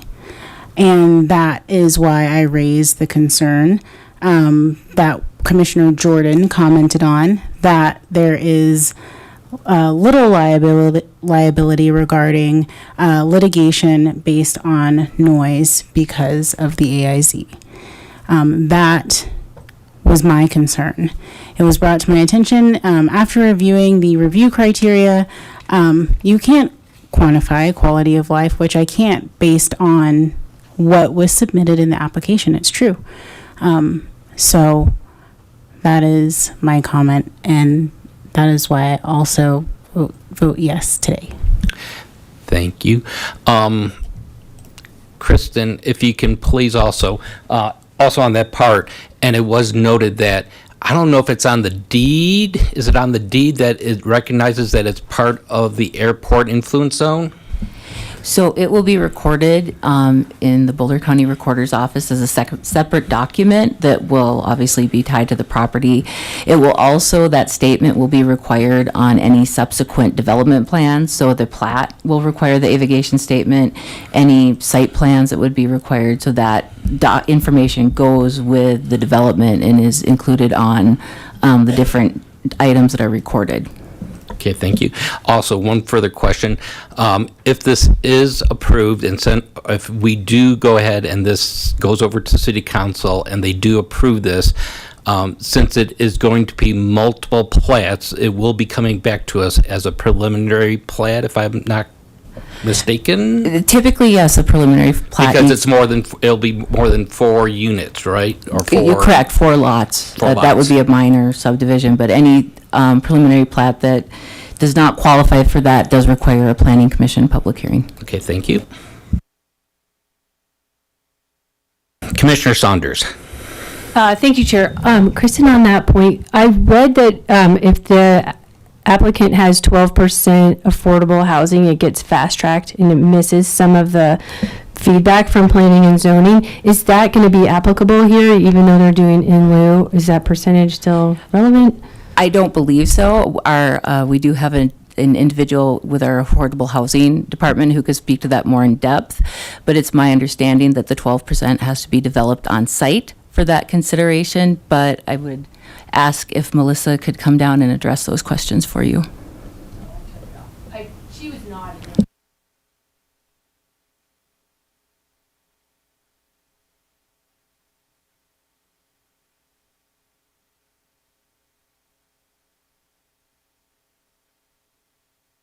I'll just put that on the record that it has to be on site for that 12% to work. Yes, correct. And just one more sticking point with that FAA feedback. The point for me is to have that feedback at this annexation juncture. Attaching it later doesn't do me really any good as a reviewer of these documents, because I want to know what they have to say right away, just like I would want fire and fire mitigation to say before we get really in depth. It's a huge on-taking to develop and annex and tap and get all those services. So it's my understanding that those things need to happen now at this point in development review. And I do appreciate your feedback, and that is included in attachment 16 of your packet. The information provided to us by Levi, who is the airport manager. The FAA did not provide specific comment, but we did get comment from our airport manager. Thank you. Okay, do we have any other comments? Jane, let's go for a vote. Commissioner Edgley Wells? Yes. Commissioner Lang? Aye. Vice Chair Earl? Aye. Chair Poland? Yes. Commissioner Saunders? No. Commissioner Boone? Yes. Commissioner Jordan? Yes. Chair, that passes 6-1 with Commissioner Saunders dissenting. Thank you very much. This item will now be forwarded to the Longmont City Council for action. If you are unfamiliar with council procedures and intend to appear before City Council, please contact the Planning Division for further information at 303-651-8330. That concludes public hearing item 7A. Next is final call, public invited to be heard. This is a chance for the public to comment on anything that is not coming before us or has come before us today, and wishes to have 5 minutes. There is nobody who has signed up. It doesn't look like anybody's coming forward to speak, so I'll go ahead and close out final call, public invited to be heard. Items from the commission. Commissioner Saunders. Commissioner Saunders, we have not heard enough from you this evening. Thank you, everyone, for participating. That is a great conversation. I appreciate everybody's hard work and attention to making this a better place for all of us to live. But that's not my question. My commission comments are the March 25th meeting. There was the variance, I think it was, maybe it was. Council member Popkin brought up the regional transportation projects, the First and Main, BART, Fast Tracks. Are we scheduled to have any presentations on those? And can we, please?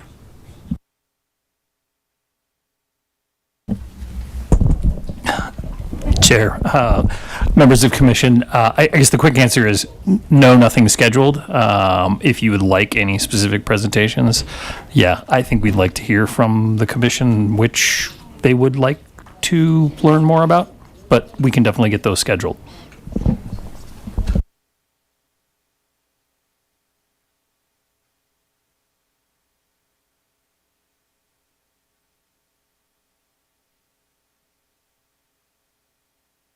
We have a meeting next week, right?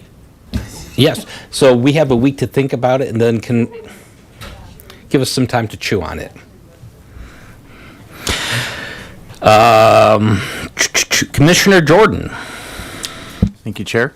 Hey, Grant, this is sort of for you guys. One, thank you all for showing up and such for us tonight. It was great having all the questions. I do apologize for springing that follow-up question on traffic analysis without, I wasn't able to review in time. I'll get better next time. But on that subject, there's so much of a pattern we see at these things of, I disagree with the traffic analysis. Or, they say it's going to be a little, like a 20% uptick, but no, it's going to be 4,000 or whatever, and it's hard to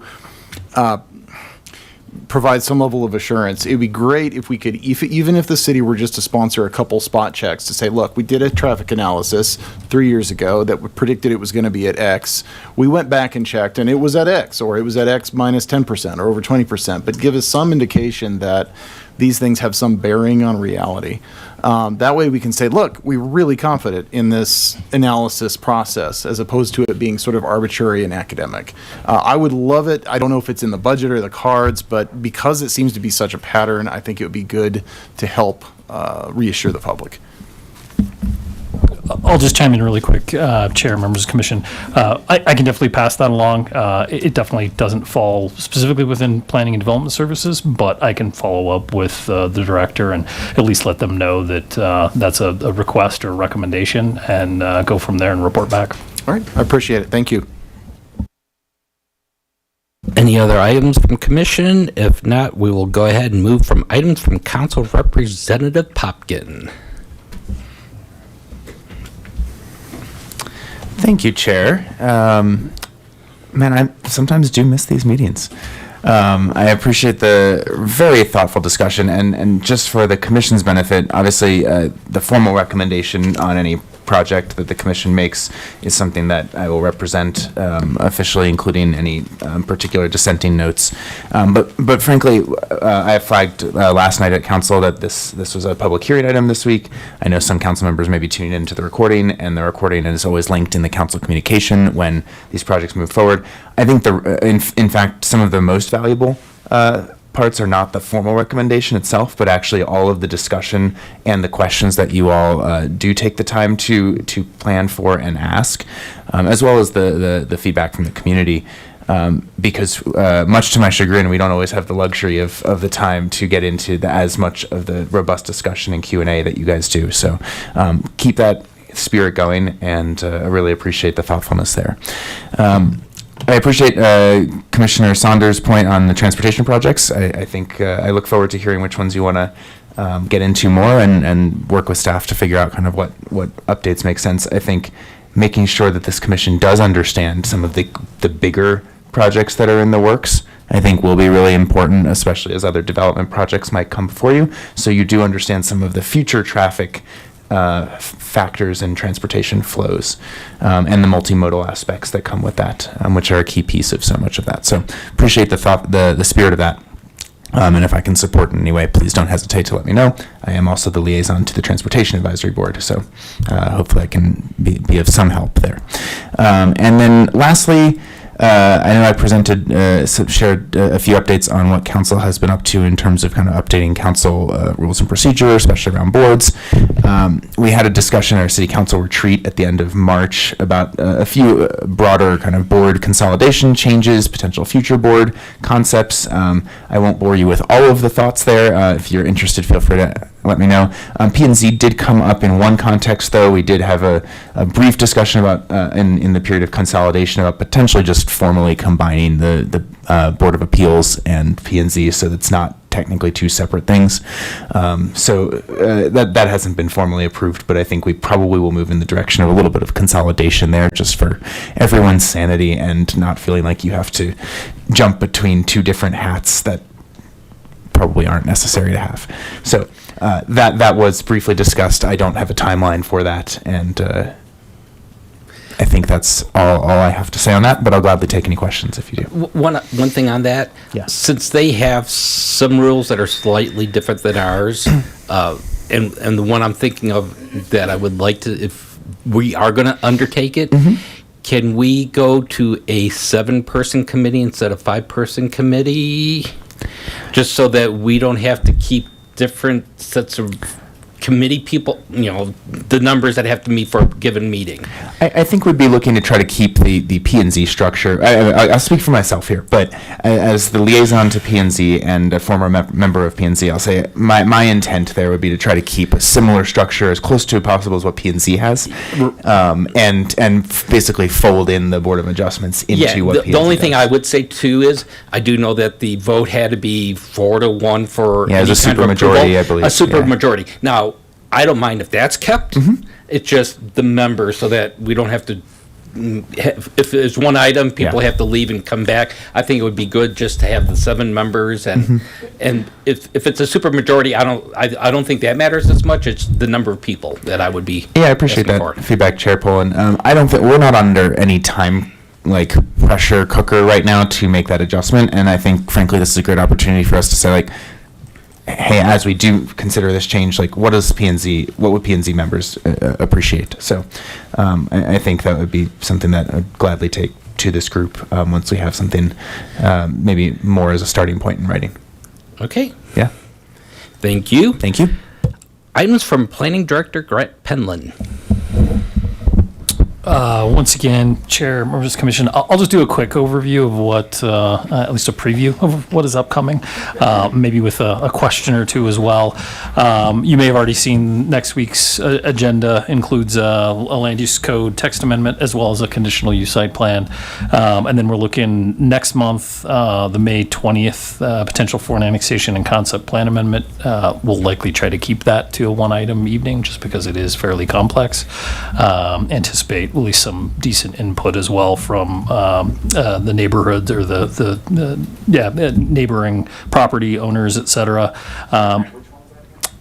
It's a annexation and concept plan amendment for Gateway North.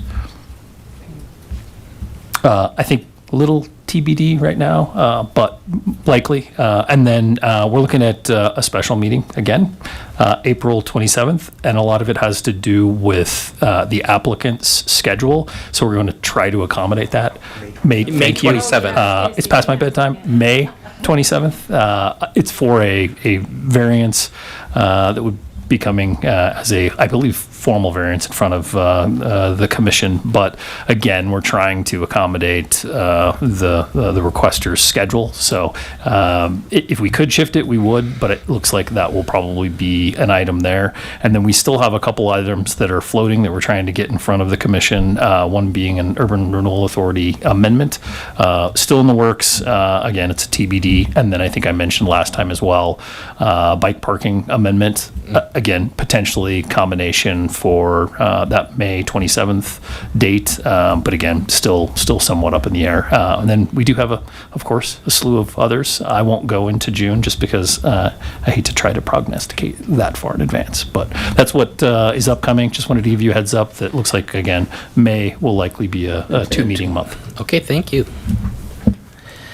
Seeing nothing else, we'll go ahead and we are in adjournment.